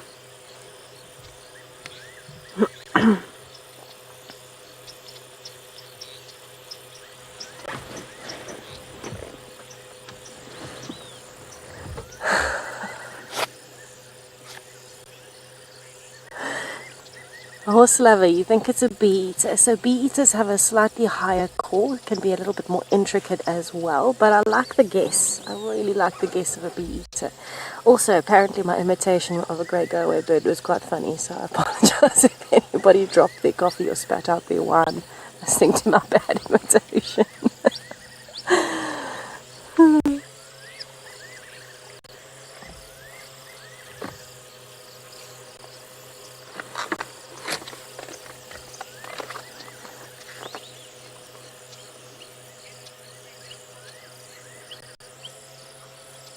Ooh, Evan, you're 10 years old, a fork-tailed drongo. That is one of the best and coolest birds to hear calling, I must tell you, Evan. It is not a fork-tailed drongo, unfortunately, but that can imitate over 50 birds, so I wouldn't be surprised if maybe a fork-tailed drongo can imitate this bird. That would be interesting to see. Can sound like so many other birds.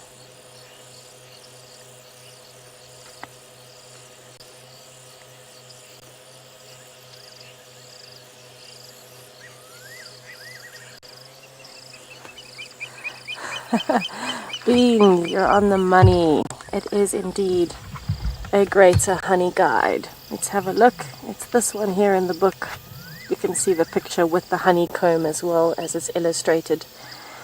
Absolutely brilliant bird. So we chose this one because this is an indicator for us, isn't it? It's called the Greater Honey Guide for a reason. They are known to call and guide to honey. Massive fans of honey in particular, and things like honey badgers have picked up on the fact that when a honey guide is calling and moving consistently, there might be a beehive at the end with some honey. So they've learned to help each other out a little bit, and in fact humans have done the same. Humans have been able to follow honey guides to find amazing fresh wild honey. So I thought we'd do something a little different today. This idea actually came from Jonty. He had a good idea. Can you believe it? He's going to absolutely punish me for that comment. But yes, we figured that would be a fun one to do for today. So thank you, Jonty, and well done on finding Dark Man. And please don't eat my dinner tonight.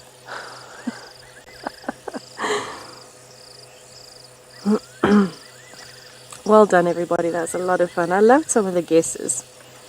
I think that's half of the fun of this game for me. It's not just sharpening all of our skills, including ours on this side, but the interaction and hearing what it reminds you of. That for me is always wonderful. So thank you for playing along.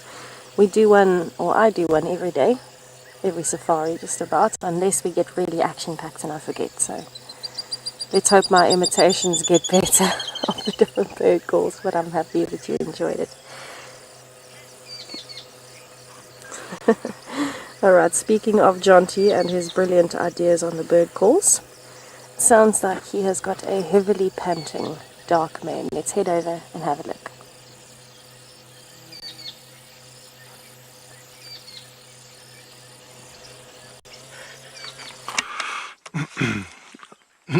I had pulled my earpiece out there, so I didn't hear what my brilliant idea was. But we're still here. He's moved. He did flop down a bit, but now he's got his head up. And we've positioned so that we are in front of him.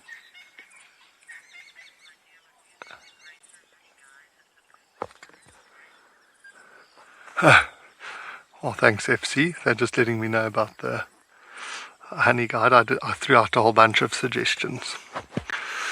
I was just saying we have positioned ourselves sort of in front of him, with the hope that if he does roar, we're going to get the full impact.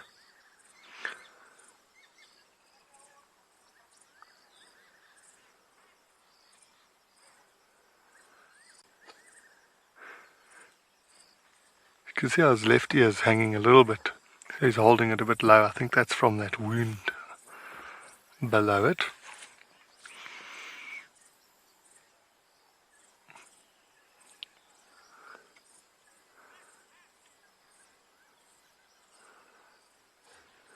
It's beautiful, eh?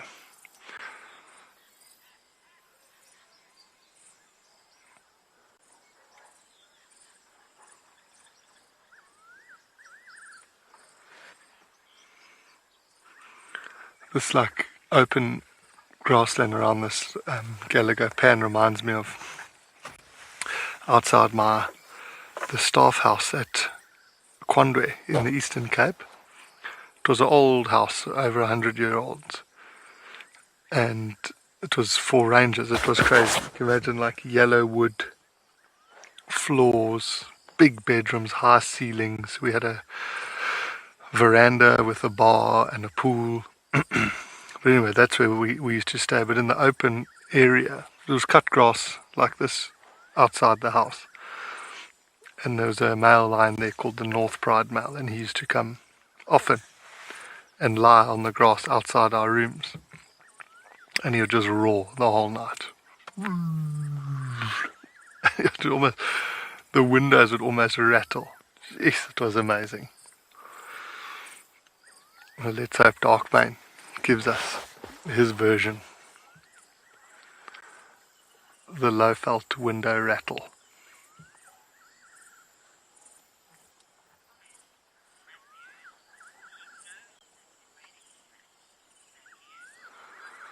Yeah, I think he does, Matthews.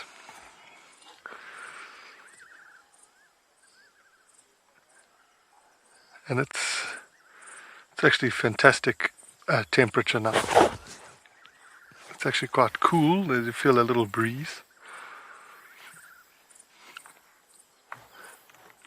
Looks like it's going to be a crystal clear evening. I'm sure the stars are going to be unreal.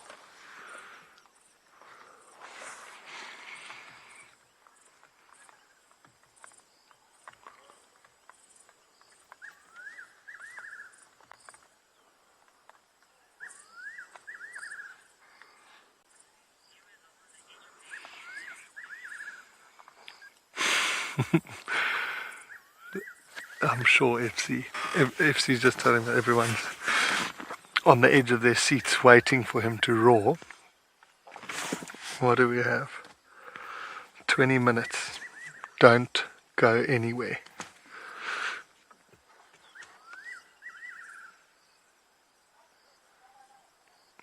The hard thing is he's sort of done nothing to indicate that he's about to.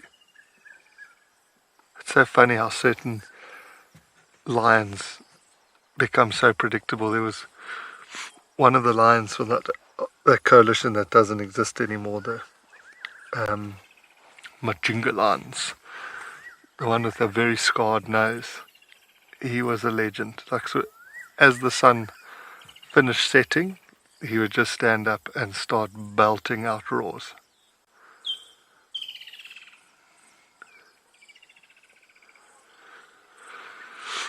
But I must say it's interesting now because the Telematis and the Nkahumas are far west from here. So I'd like to know where he got food from. What did he catch by himself, or what did he steal from someone else? Whatever it was, he's eaten the whole thing.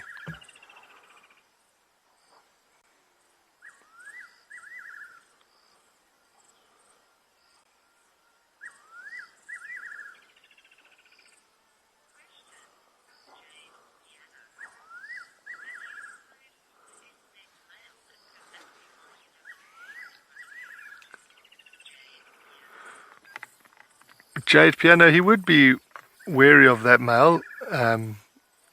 Mish was just telling me about the sighting when that male arrived on the scene when they had a buffalo kill, and Darkman hot-footed it out of the area. But I don't think he necessarily roars less. I think he still roars, just not while we are viewing him.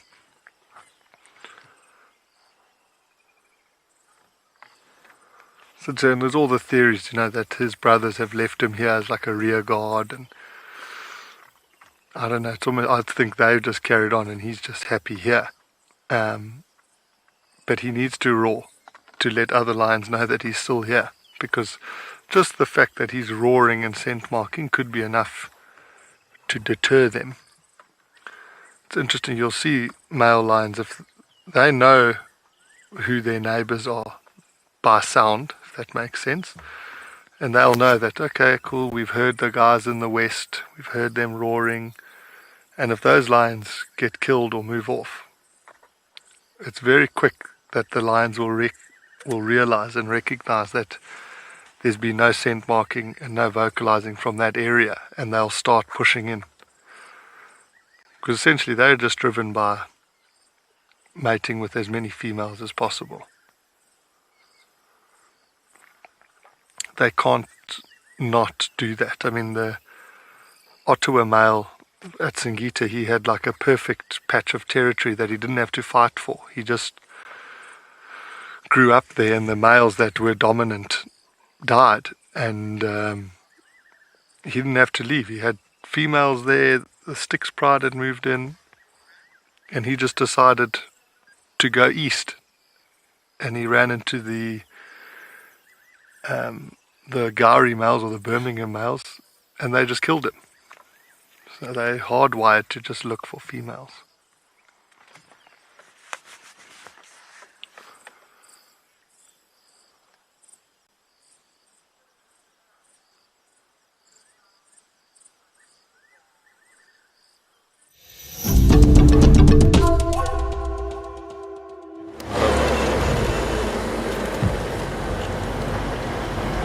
Alright, so we have just bumped into a hyena on the road, so I just want to reposition so we can have a quick look, see who it might be.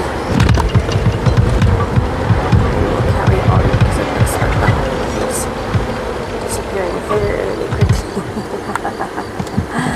Going. I just want to have a look while it's running away. I did not get a good look at that hyena, so I don't know who that was. But nice to see it. Very nice to see it. I'm not going to follow purely because we are very close to the hyena den. And of course at night, we do not want to go and sit there. Wait, if there's nobody home. Alright, back onto my little loop I go onto Pangolin track.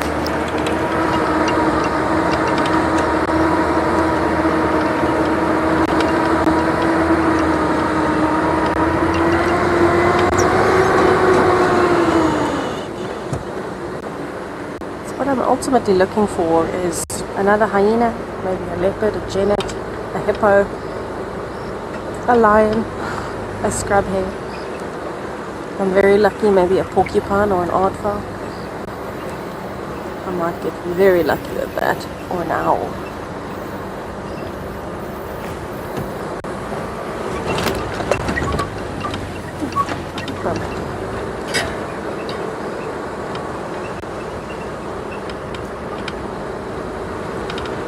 Right, so just to let everybody know as well, as we keep going through this area, we might have a few dips in signal. I'm hoping it'll stay stable because we have got some little dips coming up.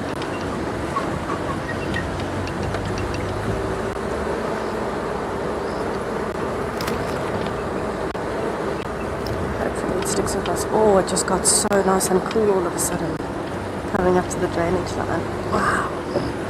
I would be here all day if I was an animal.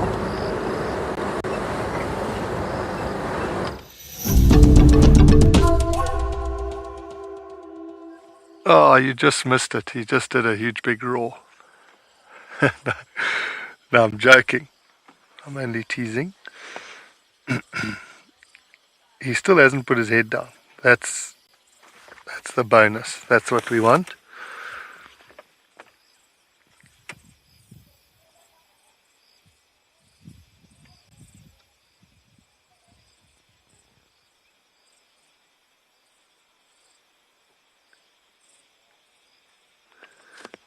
Sometimes you'll see they almost gather their front paws underneath them before they go. The other thing that will happen, it was this sort of time last night that whichever other lions were calling in the south, this was the time. Oh no. And that's what he'll be listening out for. You can see his ears, even though he's flopped down, his ears are still alert.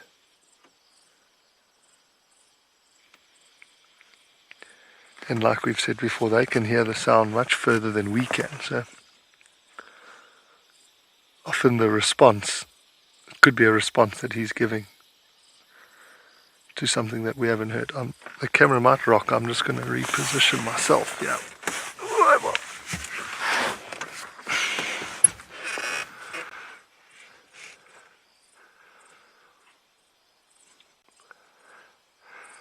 I must say, I'm not so excited with the fact that his eyes are closed now.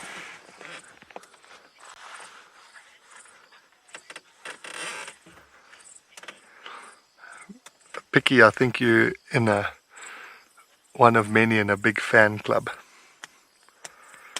that enjoy seeing this male.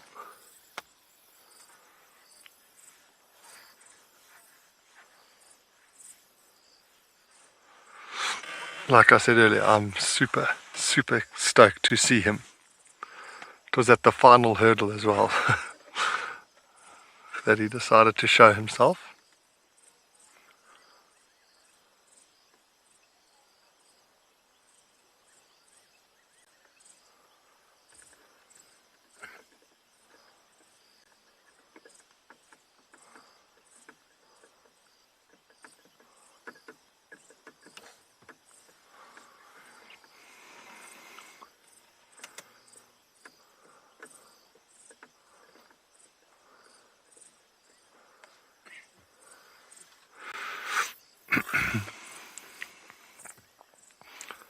I must say it's quite cool. We've got a beautifully silhouetted knobthorn tree sort of behind him against the skyline.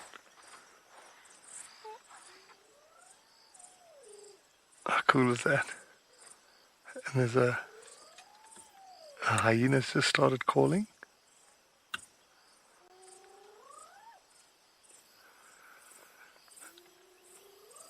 I hope that sound's coming through.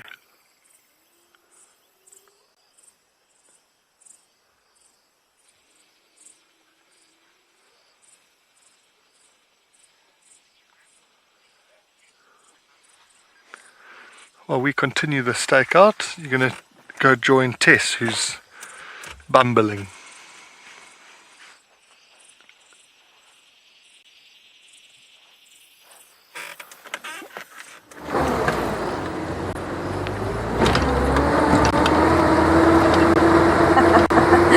Jonty, that hyena was calling right next to us. We're at Philemon's Dip, and it was actually in Ndebele, and she came over the road and she started calling, and then she disappeared into the drainage line before we could even think about framing her up and showing you. That was Auntie Debs, Auntie Bele. She was headed in the direction of Twin Dams Road, but through the drainage line, so we wouldn't have kept up. But good to know that she's around. Good to know. We had the other hyena earlier that was also headed towards the drainage line, so towards the Manawati, but also just a flash of hyena and disappeared. But I didn't get to see that one for long enough to ID. Possibly the size of about Swazi though. But I'm off on my bumble. I am hoping for Jonty's sake that dark rain does end up roaring. That would be wonderful, but I don't know. I don't know if he will. But just to let everybody know as well, I know that you were as excited as me to have Ngala joining us this week. I was jumping out of my shoes, I was so excited. But due to some technical issues, unfortunately, Ngala cannot join us at the moment. So fingers crossed for next week that everything will be sorted and we can be up and running again. But it will be so wonderful when we do have that feedback and we can catch up on some of our favorite characters there. I miss them almost every single day.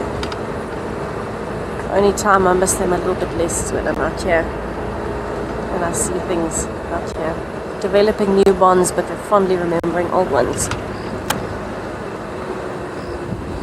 That is quite the sea of impala eyes I can see out there. And actually, instead of going towards them, I'm going to do a loop along the edge to see if there's anything stalking them. Savage. But true. Savage but true. I've also got something stuck in my top. Got it. Oh no, it was a shield bug.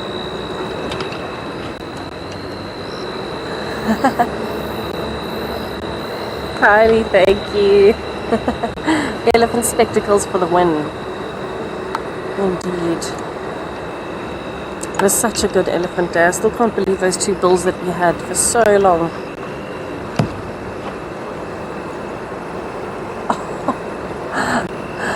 My chest is on fire from that. Alright, our bird has gone. Let me switch the light back on. Alright, so I'm just going to be slowly checking along the trees here, up on quarantine, and then I'll make my way back to that impala herd to see what's potting there.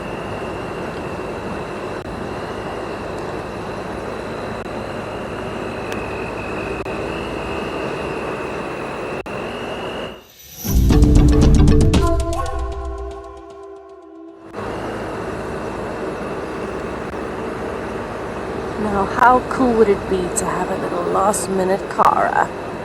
That would make my day.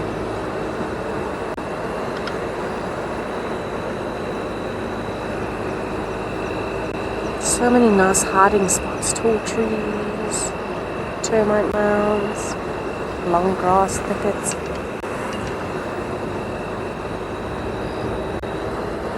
It is a perfect area.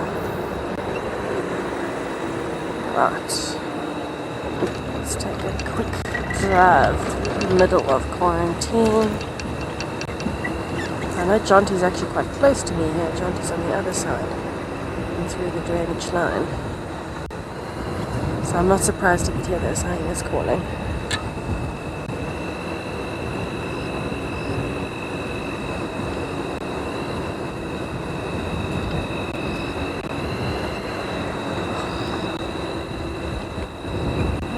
Loving the sounds tonight. I must be honest, I heard so many cicadas in the last week. That is by far one of my favorite things in terms of insects. It's made me so happy.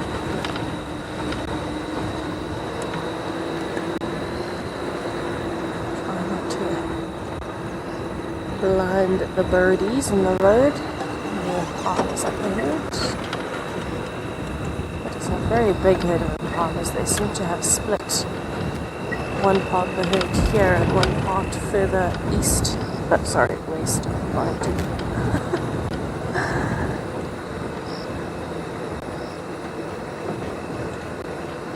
Alright. So I'm going to spend just a little bit of time here with the herd of impalas, just listening, so we can get a better idea if there's anything else around. You never know what we're going to hear while we're up here. Maybe the hyenas will do a turn and come back up this way. Might get very lucky.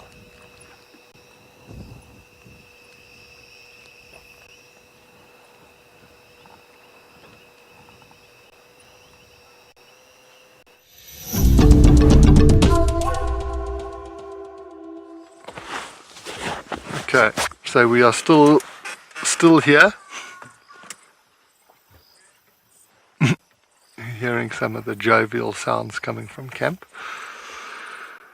So anybody who's watching, just whatever lion roaring dance you can do, start doing it now.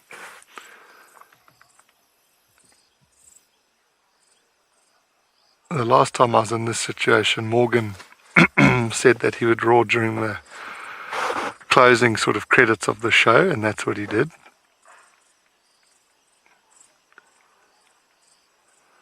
It It would be uncanny if he did that again.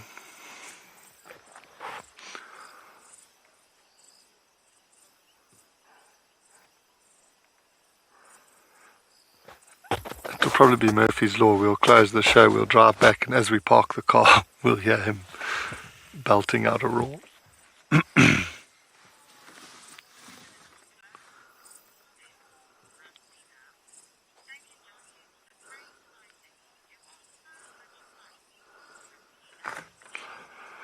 Thank you very much, Rosina. It's always cool to be back here. It's such a cool team. Everybody's very normal human beings, so it's very easy to have a good time. And fantastic to drive around and look for some of these animals again. Like I say, you almost got to pinch yourself that I'm currently working.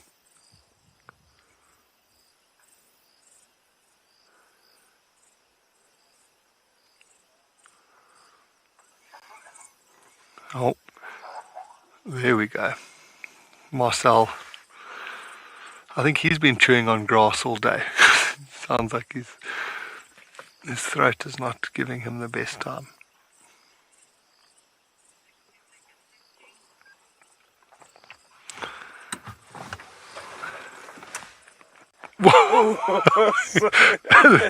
I'm just getting interrogated by BK. But thank you very much for joining us this afternoon. In the last few days, I've really loved being on drive with you all. And from BK, thank you so much. From Tess, JP, Gert, Morgan, thank you very much for tuning in. You'll join the team on drive tomorrow. I'm going to be racing the Beetle home now to my little children. I'm going to stop speaking now. Let's see if he roars. Come on, boy.